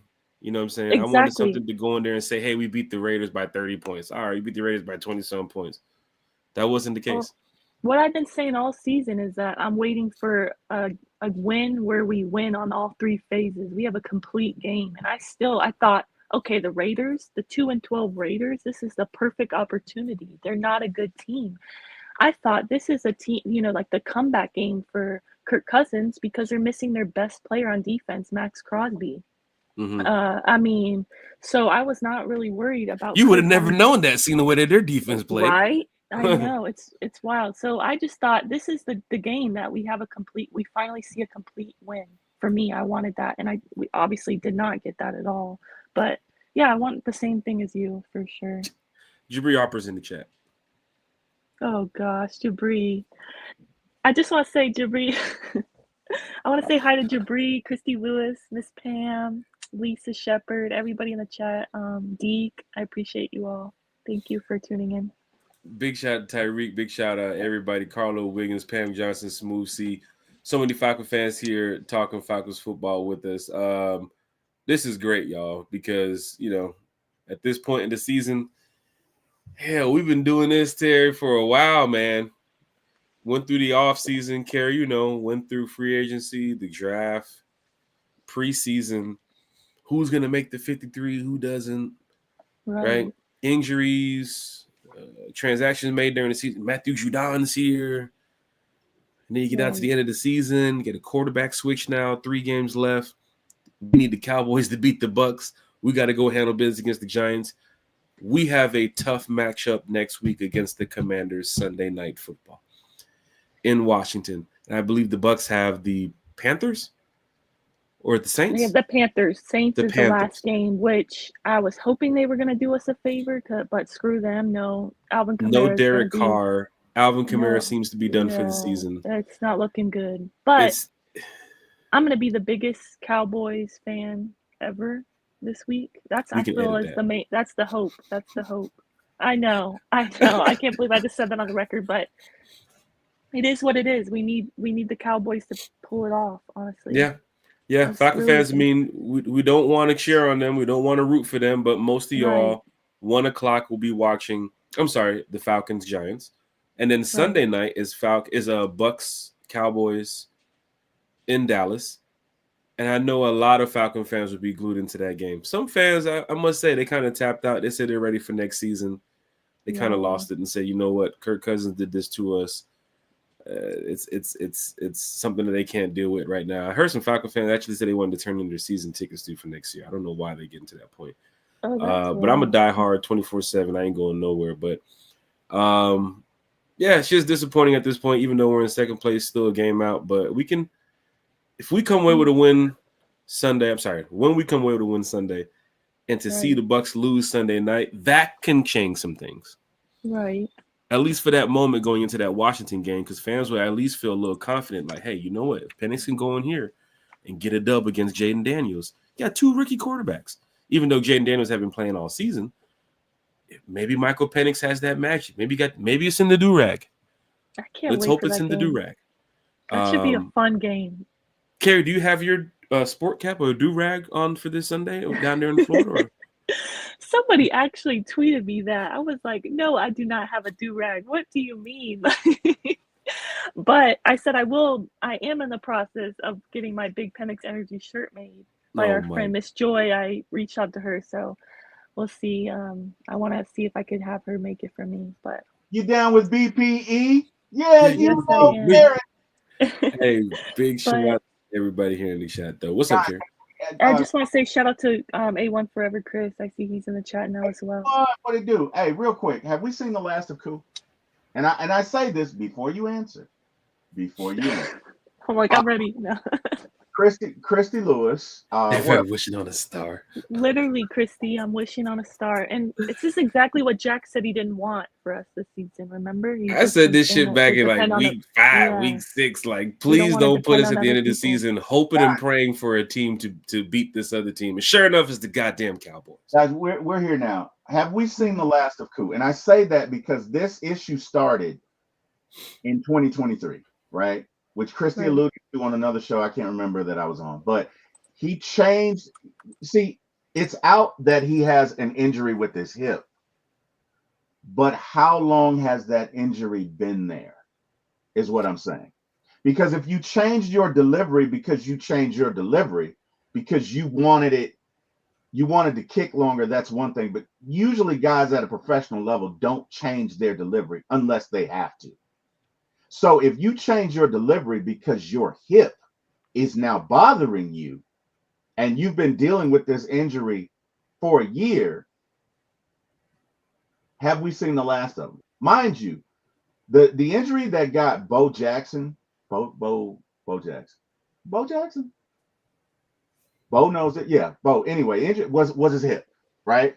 Was a hip from a what do you call it, horse collar tackle. Mm-hmm. Bo was a two-sport athlete, but his hip got him, right? So if Koo has this debilitating injury with his hip, look at his cut against I think his would be like 2 million. But the question is, have we seen the last of him? Because you waited probably 4 weeks too long. Same thing you did with Kirk. You know, have we seen the last of him? Because this isn't. I don't care what they say. He's been dealing with this for about a year. And Right. if you want to go have, first, Jack? yeah, go ahead. I want Carrie to go first. So I can follow behind Okay. Carrie because I don't want to say All right. anything. Carrie's like, "Well, no, change my answer now." No. Okay. For me, I think it should be the last we see of Koo. Personally, for me, like, I mean, kickers, people make it seem as if that's not a big, important position, but for me, that is a very important position. Yeah, it is. You have one job, and that's to kick field goals, extra points, like, and when you're missing what has he missed? I think already 9 field goals this season. That's just Yeah, unacceptable.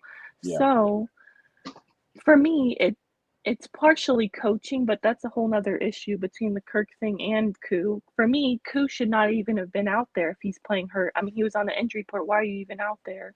Right. You brought somebody to compete, then you didn't play him, and then they kind of just kept toting Coop back out there. It's like, for me, it's coaching, but that's another issue. All that to say, yeah, if you can't do your job, I'm sorry, but like I said, it's a results driven business. For me, though, I don't know if they are going to make that move only because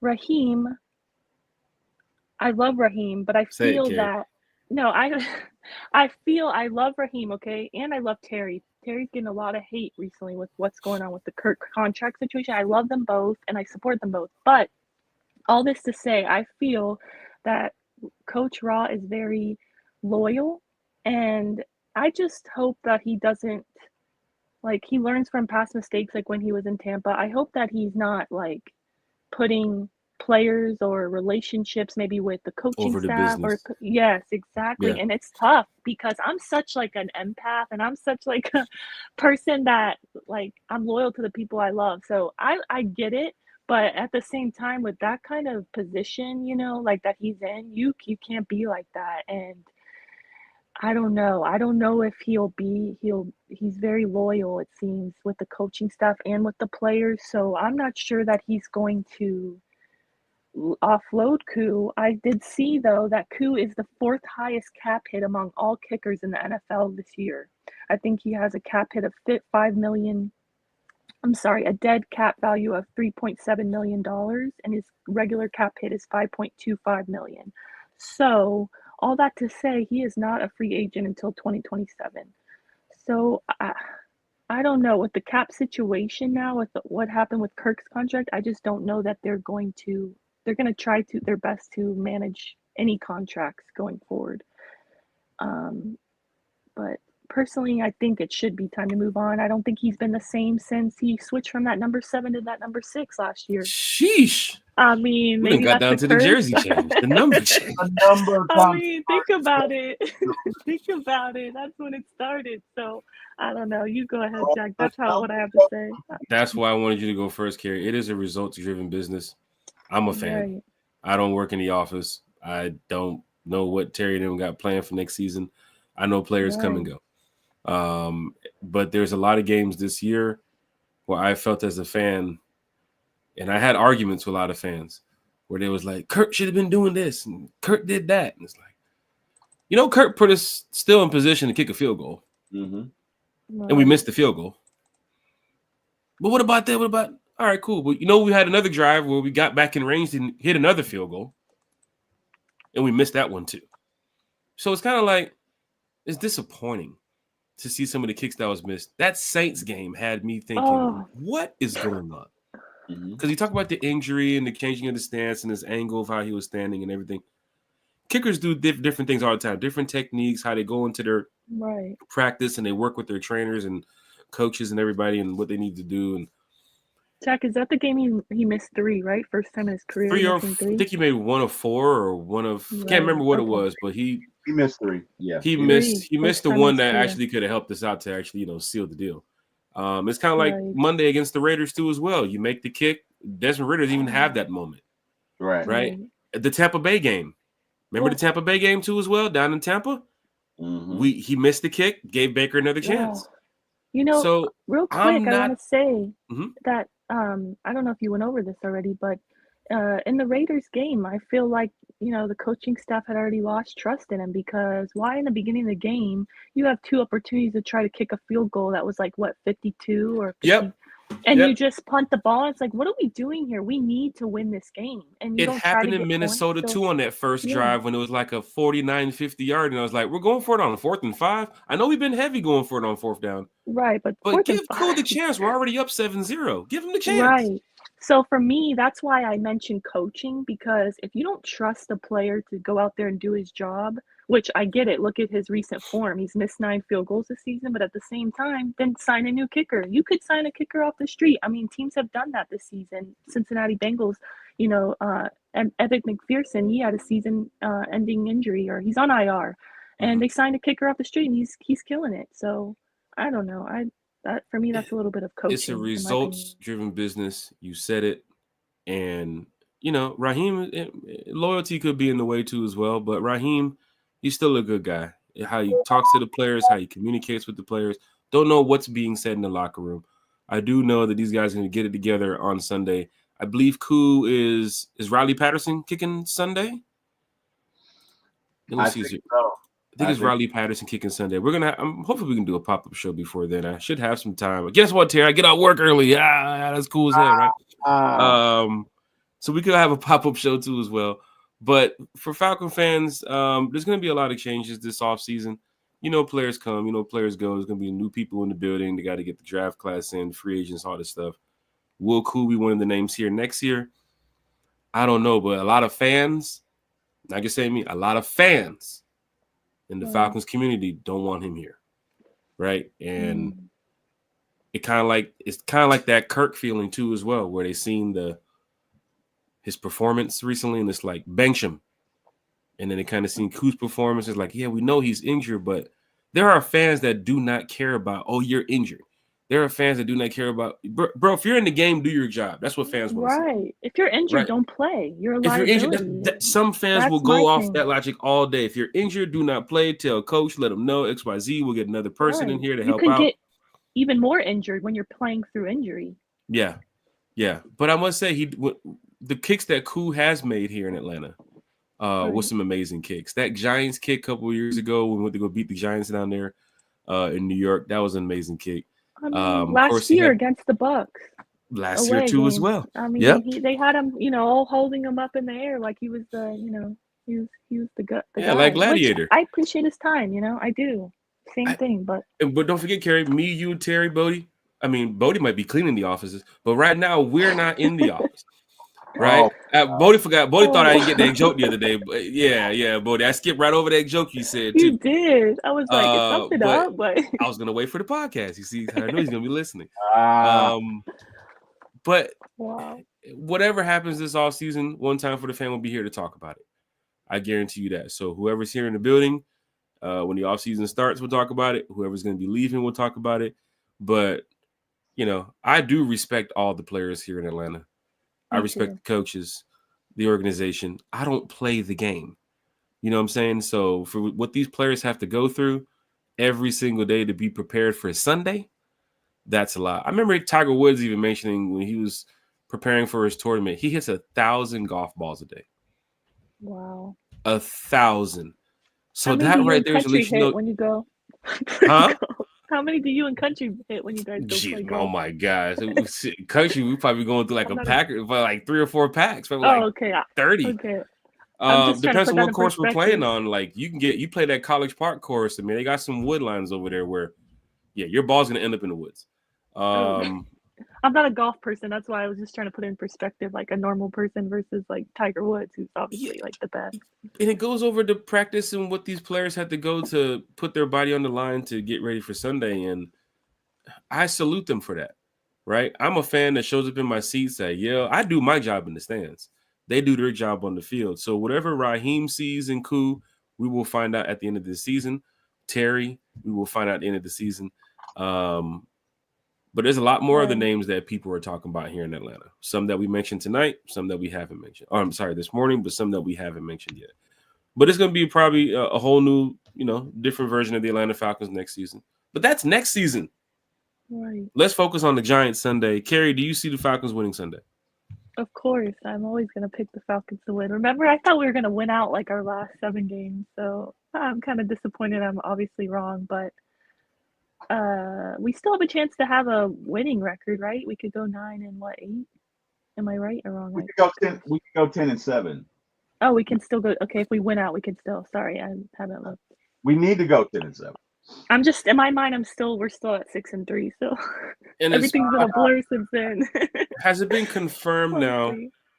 Of course, we can win the division still. The Bucks lose, we win. XYZ, we going.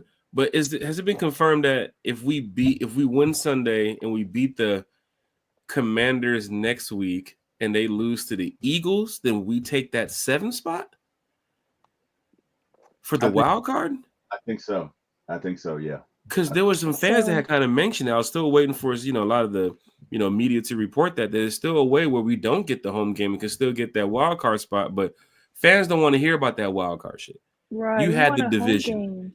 You had the division at one point to where this was you showed the NFL that Kirk Cousins was a problem at 30-some years old, coming off an Achilles injury, and then that slipped away. And now you're at a point where it's like play the rookie and let's hope that we make the playoffs.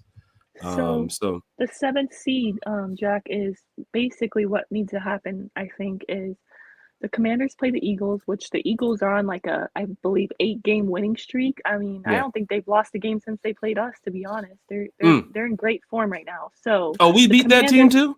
Yes, we did beat that. That was a great game. See, With Kirk? Another, thank you, Kirk. Yes, that's another thank you, Kirk moment. So all that to say, though, the Commanders play the Eagles. So I'm taking that as the Eagles win.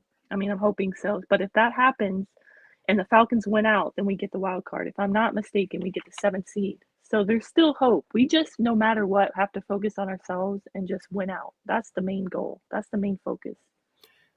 If that's the main focus for you, Carrie, that's the main focus for me. Terry, I'm sure it is for you. When Bodie puts that bucket down, that'll probably be for him too as well. Falcon fans. Poor Bodie. Falcon fans hit that like, share, and subscribe button. Time for the fan violence this morning. Wow. Okay. Dre the Boxer, good to see you again. Back into the chat. Carlo Wiggins, Jonte Rozier, Keith Simmons. So many Falcon fans here talking Falcons football with us. We do have to wrap up the show. Got a lot going on today on this beautiful Falcons. Wait, is the sun up? Shout out to Okay, Big good. Will. Beautiful Falcons Friday. Carrie, I already know you're on the beach somewhere. Carrie, where is your location? Like on like no, you're on like a yacht. Like you coming across like the Tampa Harbor right now. Like where are you? It's too cold right now. It's 66 and sunny, but it's too cold for the beach for me. Okay. But did you see Big Lowe's in the chat? Shout out to him. Oh yeah, you got it. Oh, what in the world, Bob? Got to shout out Big Low. Big Low. Carrie just asking us about our golf game, about how many golf balls do we go through when we play, and I said about 30. Country, what you say about that? About 30? Think we're right on the nose there. But then again, if you play a course like Candler Park, which is right down the street, I mean, you can easily find that ball. You can probably go through like 2 or 3. Because the course is kind of just wide open. It's a little bit more easier to just play and keep it moving. But College Park and John A. White, I mean, you're going to lose the ball a few times. But big shout to Big Little Country Sports, man. I know you got a lot going on over there, too, as well. He said, hey, everybody, yeah, about 30. Big shout out to Uncle Steve, too, as well. I had to go back and catch some more of that podcast that you and Uncle Steve did the other night. No, you will be laughing your, butt off because they were hilarious. Anytime you're having, a bad day or the Falcons lose, you need to go head over to Big Low Country Sports, his channel, and go watch some of the replays. Hopefully you can catch it live because he's very interactive in the chat as well, like we are. But he will have you laughing your butt off and he will brighten your day. So many times after Falcons lose, I go to his channel and he just makes me laugh so hard. I'm like, I needed that. And that show, T Will put me onto that because I missed it. He put me onto that because Desmond Ritter made an appearance in that show. And oh my goodness.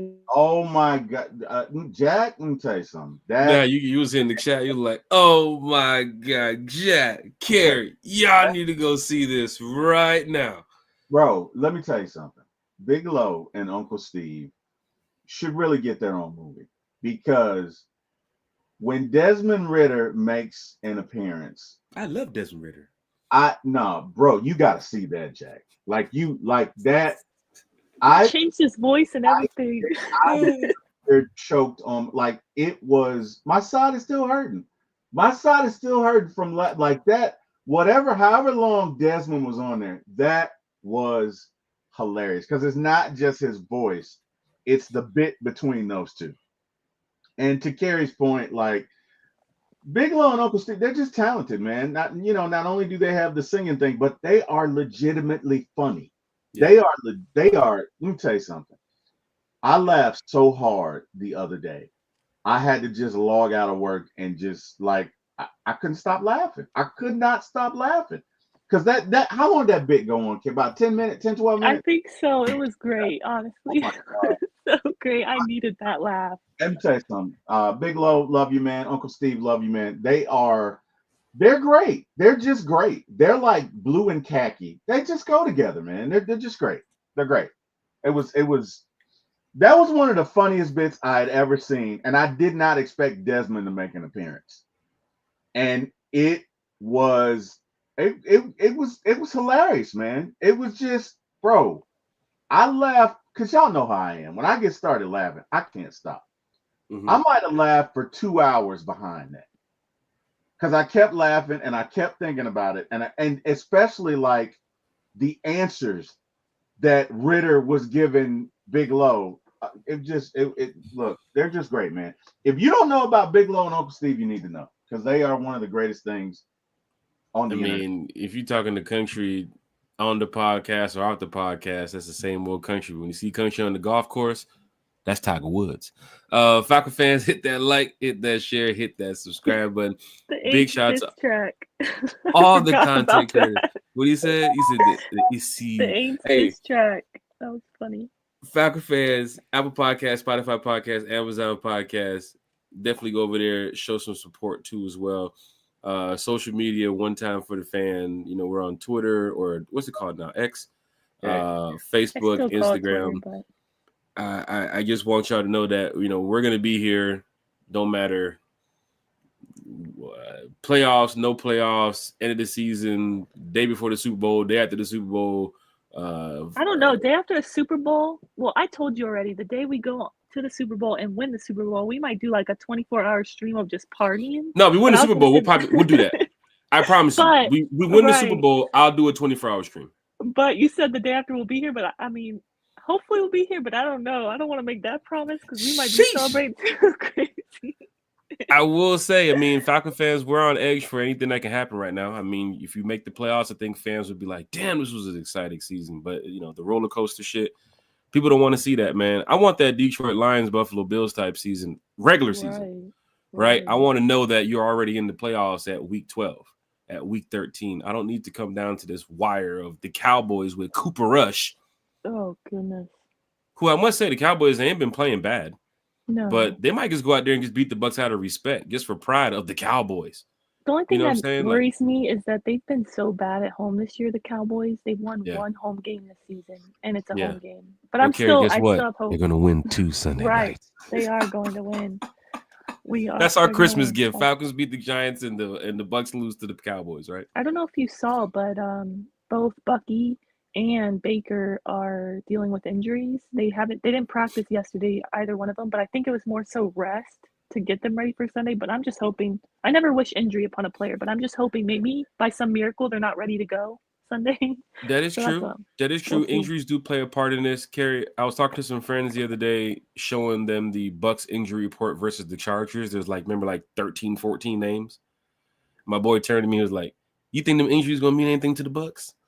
Bucks gonna go out there and beat the shit out of the Chargers." And I'm sitting there like, bro, they're not, bro. Look at all these players injured. Mm, They went out you there and beat the know, shit out and the you know Chargers. what? Respectfully, screw the Chargers because they did Cincinnati Bengals a favor last night because they needed them to beat the Broncos so that their playoff hopes stay alive, and they just did that. Why couldn't they do us a favor?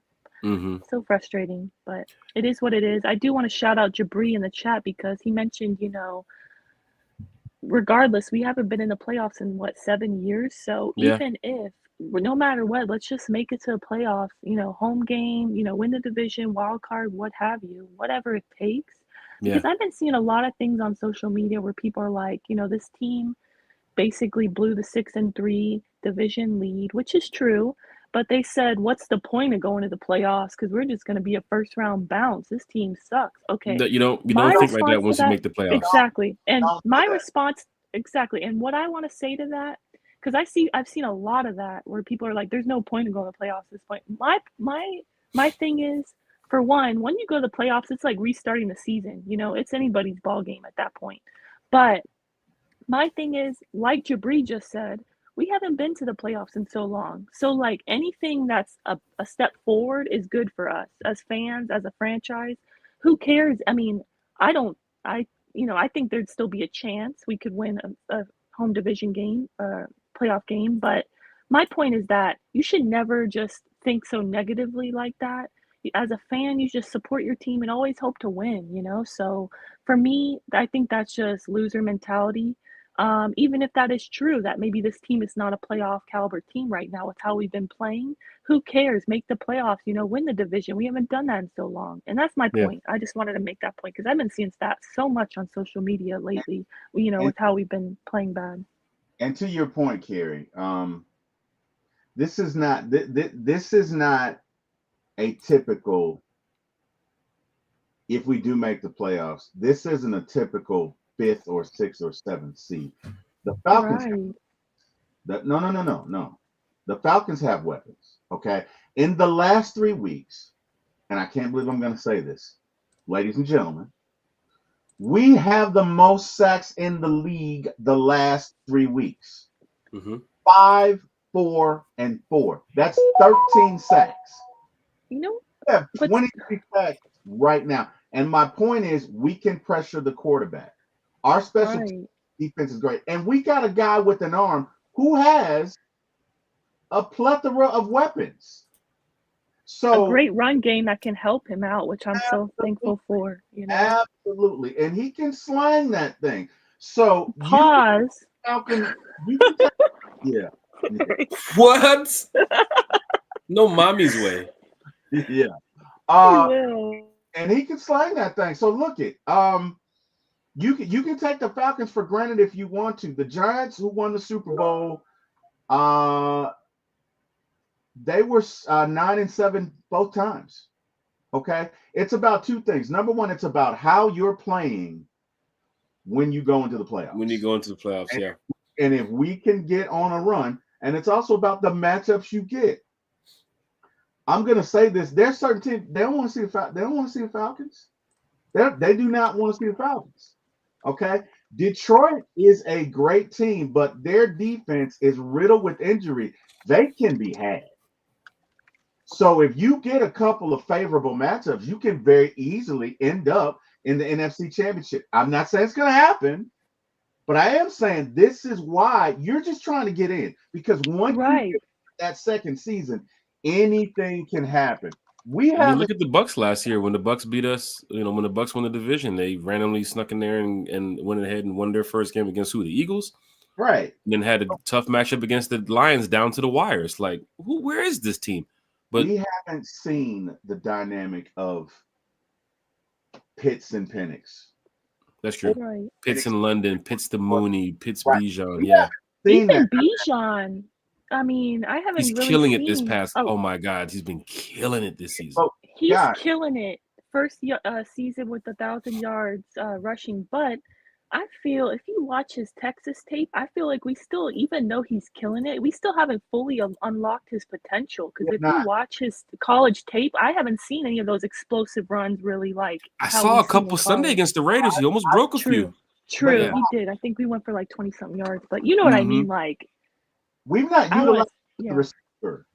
We've not right, really. I mean, he's got some catches this year, but that is a whole different dynamic. You can run Bijan on angle routes. You can. There's a whole fifth dimension that we have not unlocked with Bijan, and Bijan is just one of our weapons. So my point is, in the right convergence of circumstances, we can go on a run. right. We can go on a run. The main thing is just let's get in. Get in. However Get we in. get in, whether we get a home game, whether we outrun the South, whether we get in as the 7th seed, let's just Jeez, not outrun the South. I haven't heard that in like a month. it's still possible. No, Look, I know. I'm just yeah, saying still I haven't heard Raheem say that in a while. look it. The season is not over. Yes, we look it. No, It's a long NFL season. Remember, guys, me saying that. Remember when we were 6-3, me saying it's a long season. Pace yourself. It is a long season. I've been through about 48 of these seasons. It's a long season. And you know, the first thing you have to have is perspective, one game at a time. The most important game for the Falcons right now is this Sunday. Let's get in there. Let's run that damn ball. They are 31st against the run. Let's run the ball. Let's set up play action. Let's play great special teams and great defense. Let's get a win, and let's get ready for Washington the week after, man. Let's go. Oh, I'm so excited. You're getting me hyped for Penix's debut. I wish I was going to be there. Dude, oh, man, I can't wait. That is a once in a lifetime arm. Whether you guys realize or not, that is a once in a lifetime arm because that dude, and not only can he throw it, he has touch. So he knows when to, young folks, get ready, apply pressure. Falcon fans, win. Hit that like, share, and subscribe button. Carla Wiggins, strength and honor. Strength and honor. In my Russell Crowe voice. Strength and honor. Is that out yet? Is that Gladiator 2? Is that out yet? That's been out a couple. Yes, it is. It came out a couple weeks ago. I haven't seen it though. Strength and honor. That's what it's about. 2025 for the team here, Falcon fans. Let's go out there, support our Falcons on Sunday. Make sure you guys are in your seats. I don't even know, like, what are we looking at? 50-something degrees, and it's not going to be too bad. Tailgate should be all right, right? Fans should be out there to get some tailgating in. Shout out to everybody who's going to be at the game. I know Miss Lisa Shepard and Miss Pam. Those ladies will be there supporting the Falcons for sure. Yeah, 46 Sundays, not that bad. So I know some Falcon fans will be out there early tailgating. But definitely get to your seats. Carrie, if you can find a ticket, get to the ATL, give me a call. You know, we got you. I appreciate it. Yeah. But we just want to win. Be at the home opener. Where? Baby. Next season. You know, that's my next game for sure. Okay. I wanted to. Are you going to be in Washington? I wanted to try to make it for that game because my brother just got stationed in Norfolk. So, you know, because he's in the military. So we were going to meet, you know, there, but it's not working out. But that's okay. I'll be at the home opener next season for sure. And then I'm hoping to be, you know, Man City. Man City does play at the Mercedes-Benz Stadium in the summer, so that's going to be great for the FIFA Clubs Cup. And that's going to be amazing. I just can't wait to see. That's going to be cool. The greatest team come play here. Who they playing? Azul Zalar or something? I think like a Saudi club, I believe. But, yeah, one of the teams that I guess they compete against Cristiano Ronaldo's club or something like that. I can't remember. But it should be cool though, like to see, you know, the Club World Cup in the U.S. and it's kind of prepare us to see the real World Cup coming to the U.S.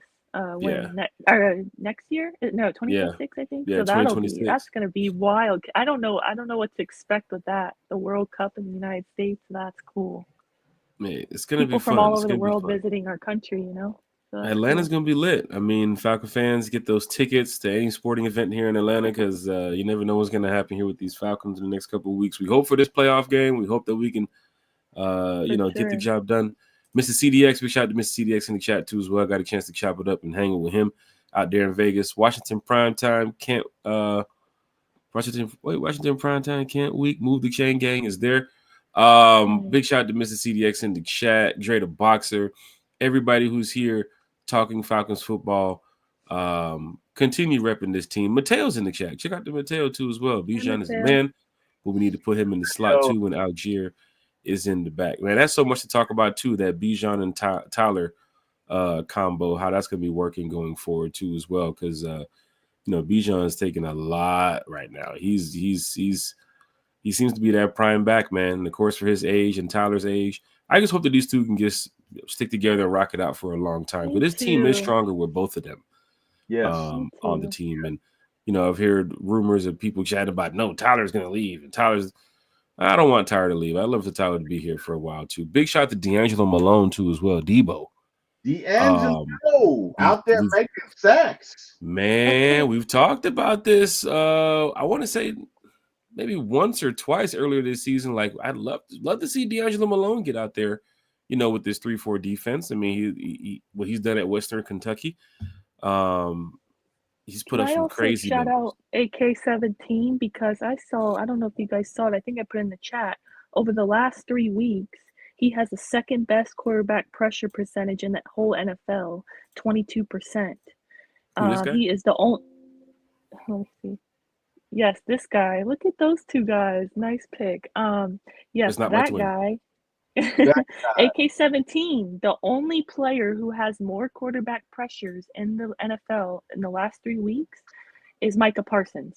So shout out to him and shout out to our defense. I don't know if our guy Jerry Gray has, had more hand on the coaching for the defense, but all I want to say is whatever happened, it's been great since the bye week. The improvements have been awesome. So shout out to the defense because they have greatly improved, especially up front, just since the bye week. Sadly, I was really hoping, Kirk would improve in the bye week, but I mean, that's neither here nor there. But I'm just thankful now we have a backup plan with Penix, and the defense is showing up as well. Look at that picture. And special teams. And special team. Shout out Kevin King. Oh my goodness. Shout out to special teams. We got some dogs on this team. I must say, ever since that bye week, this defense has, done a little bit better. And a block kick. 2 blocks. Did you guys already? I was about to say, did you guys already shout out our NFC Special Teams Player of the Week, Cordell Hodge? We talked about Cordell Hodge when we started the show. Cool. Yeah, shout out to him. Special teams has been great as well. Look at Hodge getting the podcast love already. We gotta get Hodge. Hey, Hodge, you want to come over here talk some Falcons in the offseason? Hang out, play some golf. Big shout out to these Raiders fans too as well. Kerry, this is Die Hard, right? Like, that's awesome. You go to different stadiums. What's up, Kerry? I love the hoodie. Oh yeah, you go to different stadiums. You see, different fans and how they act and how they, put on for their fan appearance and everything. I mean, Atlanta has some, some diehard fans too as well. But there's a lot of Raider fans who dress like this going into the stadium. You know what I'm saying? Like they love the Raiders. I don't know what it is with the skulls and everything, but they just love the Raiders. They got the throwback Raiders on there too as well. Of course, they're Super Bowl champion and stuff. A lot of their bling and all that stuff. The Power Rangers kind of like, okay, where'd the Power Rangers come from? But everything else. I was gonna ask, what can I wear to like the Benz, like something like all out like this? I was thinking like I could wear something, but then before I even asked, I thought of the Bird Lady. I'm like, okay, maybe not. Like, maybe I just better wear my jersey and be done with it. Because what would hold on, we don't want to. Hold on. We already talked about Tua over here with with that coin. Bang, bang, bang, bang, bang, bang, bang, bang, bang. Honestly, what can I wear that's like a costume like this? But I don't want to be confused with that. For Atlanta, and this is like real Raider style. You see it in Seattle, you see it in different cities. I have honestly yet to find this in Atlanta outside of what you just mentioned. But big shout out to Keisha Burns. the original Bird Lady. Big shout out to the OG. But I don't. If you show up like this, Carrie, like dressed in like Red and super black like fanned that. out Falcon gear, they would probably make you like the super fan of the year, right? Because Falcon fans don't really do too much of this stuff right here. I mean, I they would might show love up with to just. do that. I mean, it's cool in a way, you know. I mean, these. I'm guessing these guys But took forever to get ready, but you know, Jack, probably the takes them only an hour to issue use the with that, bathroom too as well. But Jesus Christ, go ahead. right? The only issue with that is I usually fly into Atlanta the morning of the game at like 6 in the morning. I get to the Yeah, airport and then land at like 10 or 9 in the morning and then fly home that night after the game. So yeah, all that to say, I would have to wear that to the airport because I don't pack a bag. So maybe that's not. yeah. That might not be a good idea. It's a, I walk up to Let me these see. guys and I'm like, hey, can I just get a picture with you guys real quick? And then this one right here with the mask and the sunglasses with the what's that, the motorcycle helmet with the two skulls on the shoulder. He looks at me, he's like, so you want a picture with us? Like, oh shit, bro. Like, goddamn, don't sneak up on me, because he came around the corner first and then the Power Ranger came up. But it's just good to meet fans like this because I'm a diehard fan dressed in my Outcast hoodie and my Falcons hat. And here they come walking around the corner chained up, Power Ranger. That's I thought he was getting cool. ready to use his goddamn Morphozoid or whatever that shit is on me. Whatever that stuff they be using over there in Power Ranger world. But it's We just are at great to the see About fans That like this. Life section of the show. About That Life. This segment is This is called About That Life section. About That Life. Yeah, About That Life. That way. There you Hey, this is so cool. Let's get to the shout out section of the show because I see some people calling me from my job. You go ahead and take care of some things. Miss Carrie, glad that you can join us here. We were going to end the show an hour ago, but then as soon as Carrie Ooh, says she's here, I crashed the party. we decided to stay an hour longer. I So, appreciate that. Carrie's oh, not at Carrie, you know you wanted to talk Falcons, Carrie. So of course we had to let you come over here and talk some Falcons, Carrie. Of Carrie's course. not at I the party. appreciate Your party's just not going on. If Huh? Carrie, then your party's not going on. Okay, you gotta have Carrie at the party.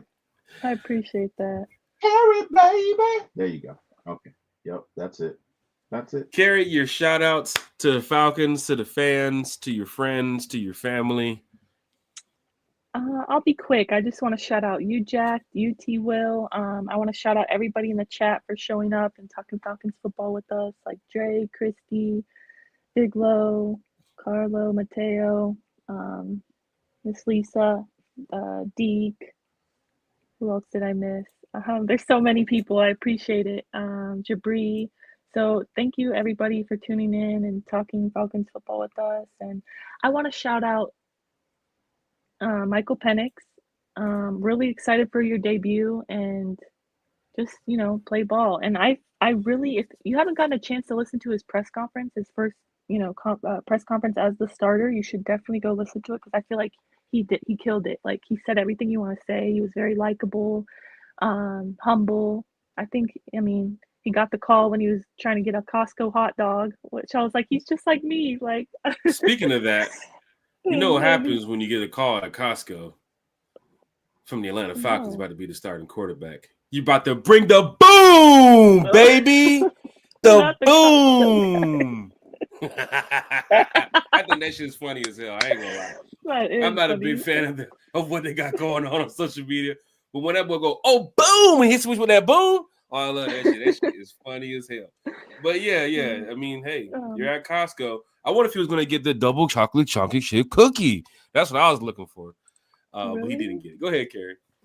Yeah, so I just want to shout out to him. I'm really excited for his debut. Obviously, I hope he kills it, but I just also want to say to the fans, like, don't have unrealistic expectations. He is a rookie. It is his first start. He's not going to be perfect. I mean, I hope he is, but you got to be realistic. I just feel like sometimes the fans is like, they make one bad play, a player, and they're like, oh, he sucks, cut him, Like, so just have some grace with him. Like, he's gonna ball out, and like T. Will said, he has an arm on him.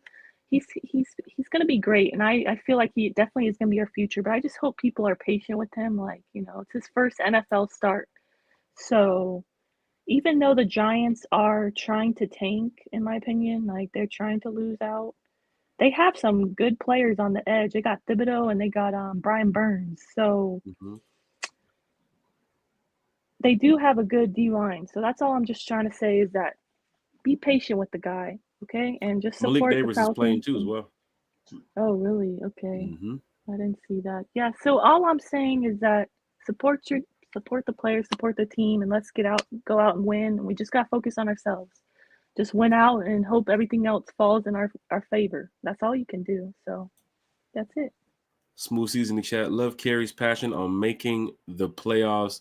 Thank you, Smoothie. Appreciate If you it. join our one time for the fan chat, you will see that a lot of the energies we feed off is from Carrie's energy. We might wake up in the morning, Carrie done set us up with everything we need to read for the day about the Atlanta Falcons. Speaking of Because she that, real loves quick, her Falcons. She wants this team to do well. She's a diehard fan. She's always going to support. I can ask Carrie, you think we're going to win against the Chiefs Sunday? Yes, we're going to beat the Chiefs. You think we're we going to should have beat won, by the way. We should have beat them. Anytime you talk, Carrie, about the Falcons, and this is on the podcast or off the podcast, Carrie's the same Carrie. She's not telling you this on the podcast just to get views or likes, so you guys come on back. Carrie is a real diehard, passionate fan about her team, right? I've seen it from Man City. You can see it from the Atlanta Falcons. I've met Carrie multiple times where is sports. She wants to talk Falcons. What about this player? What about this draft pick? Like, Carrie's getting into it. Carrie might be doing a whole goddamn draft reporting soon. You never know. Carrie, any pass rushers out there we need to be looking for in college? No, I'm just playing. Oh man, but Carrie knows that she wants to win. I'm not perfect though. I just want to throw that out there. But I try not to put it out there for the world. I vent to my friends or I vent to you guys. Like during the game, if a bad play happens, I'm not perfect. I do get frustrated, but no matter what, I'm gonna support the team. I'm never switching up. I'm never gonna pick another team. I think that's corny.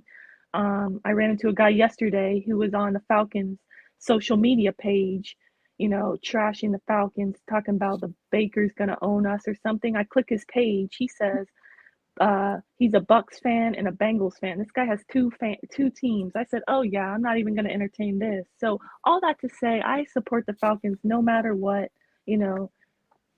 I mean, we've been through it all. Like how you've said before, T. Will, like in the previous podcast, I think a couple ago, that that little tidbit where you had your little rant that like was amazing. You're gonna support the Falcons no matter what. We've already been through so much. Why would I switch up now? I'm gonna keep being a fan no matter what. And yeah, but I'm not perfect. I just want to throw that out there. I do get frustrated like everybody else, but no matter what, they're my team at the end of the day. You're perfect. Now that's a shout out right there. Big shout out to Carrie. You're perfect for us. So thank you. I appreciate that.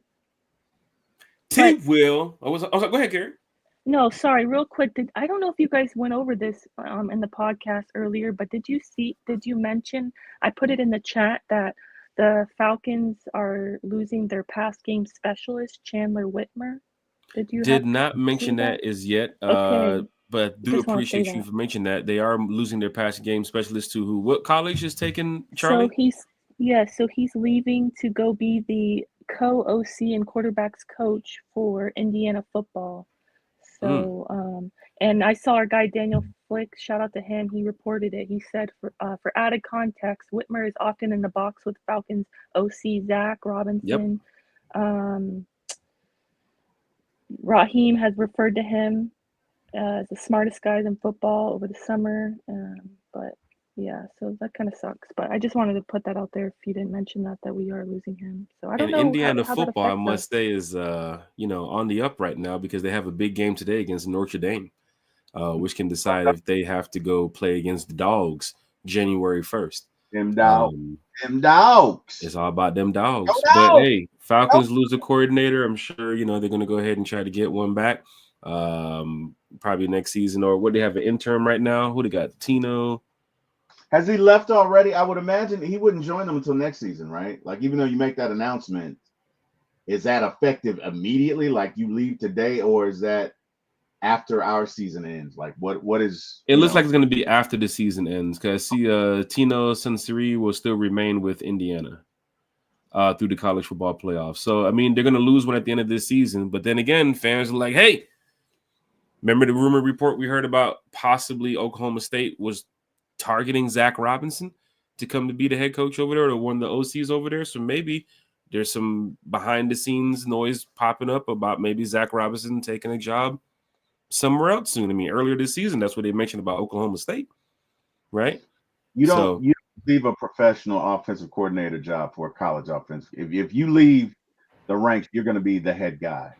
Yeah. Unless you get demoted or like the chop. I don't know. Just saying, but Yeah, hopefully he doesn't leave. Yeah.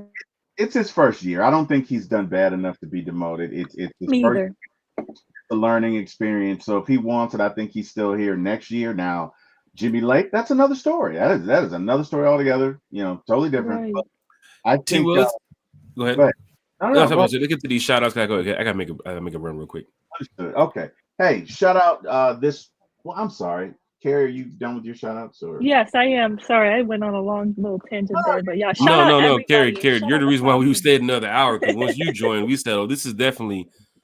I don't want to say it, but Carrie, you can say it. This is Big this Ten is- energy. This is the All right. first podcast since our new QB1 was announced. So yeah, I couldn't miss it. Okay, There it so is. number one, T. Will. shout out to TP. Kirk Cousins. The last, well, maybe not the last, but hey, Kirk, this is for you, baby, because you did win some big games. You got us in a position to where we are now, and I appreciate you. You know what I mean? You gave us a chance, and you got us here, and BPE is going to take over. Shout out to all of my folks in the chat, but specifically Lisa Shepard, Jabri Harper, Tiff Raines, and not only that, but my morning show guys, as well as the guys who are basically on my show all the time. Bird Gang. Sorry. Right, gang. So I love that show. C-Dub, Ladarius, and Ronnie Thomas. Hey, shout out to you guys and to everybody that's in the chat. Thank you for joining us this morning. You could have been anywhere in the world, chose to be with us. We appreciate that. We thank you. You can see me on this show, obviously, today and Sunday night and Wednesday night at 9 p.m. Please like, share, and subscribe. For One Time for the Fan, as Carrie alluded to, Beard Gang, which is 5:30 p.m. for me on Tuesdays. Please like, share, and subscribe. And last but not least, Go check out Beard Gang, please, people. Like, it is a fun show. It's different than this show. It's different than, other Falcons podcast shows. It's very enjoyable. You got T. Will there. You got Ladarius, who's very knowledgeable. You got C-Dub, and then you got Ron. They're all very different. The reason why I enjoy you guys' show, besides as a Beard Gang, I think that's a cool, funny thing, but I just like that you guys all are different and you all come together for the common cause, Atlanta Falcons, and to talk Falcons football. But it's like you have different views and you guys kind of debate on those. Everybody should go check it out. That's all I'm saying. Yeah, definitely appreciate that. So Beard Gang and my show, it's basically like Carrie said, 4 different perspectives, and we get after it. We have different segments on each show. As a matter of fact, tonight, shameless plug, we have a show at 7 p.m. on For My ATL Sports 1, and it'll be myself and, of course, C-Dub and Ladarius and Mr. Ronnie Thomas. So come check us out tonight. The number 4, My ATL Sports, the number 1 on YouTube. Again, please like, share, and subscribe to my channel, and like, share, Beard Gang, and like, share, and subscribe. Can't talk to One Time for the Fan.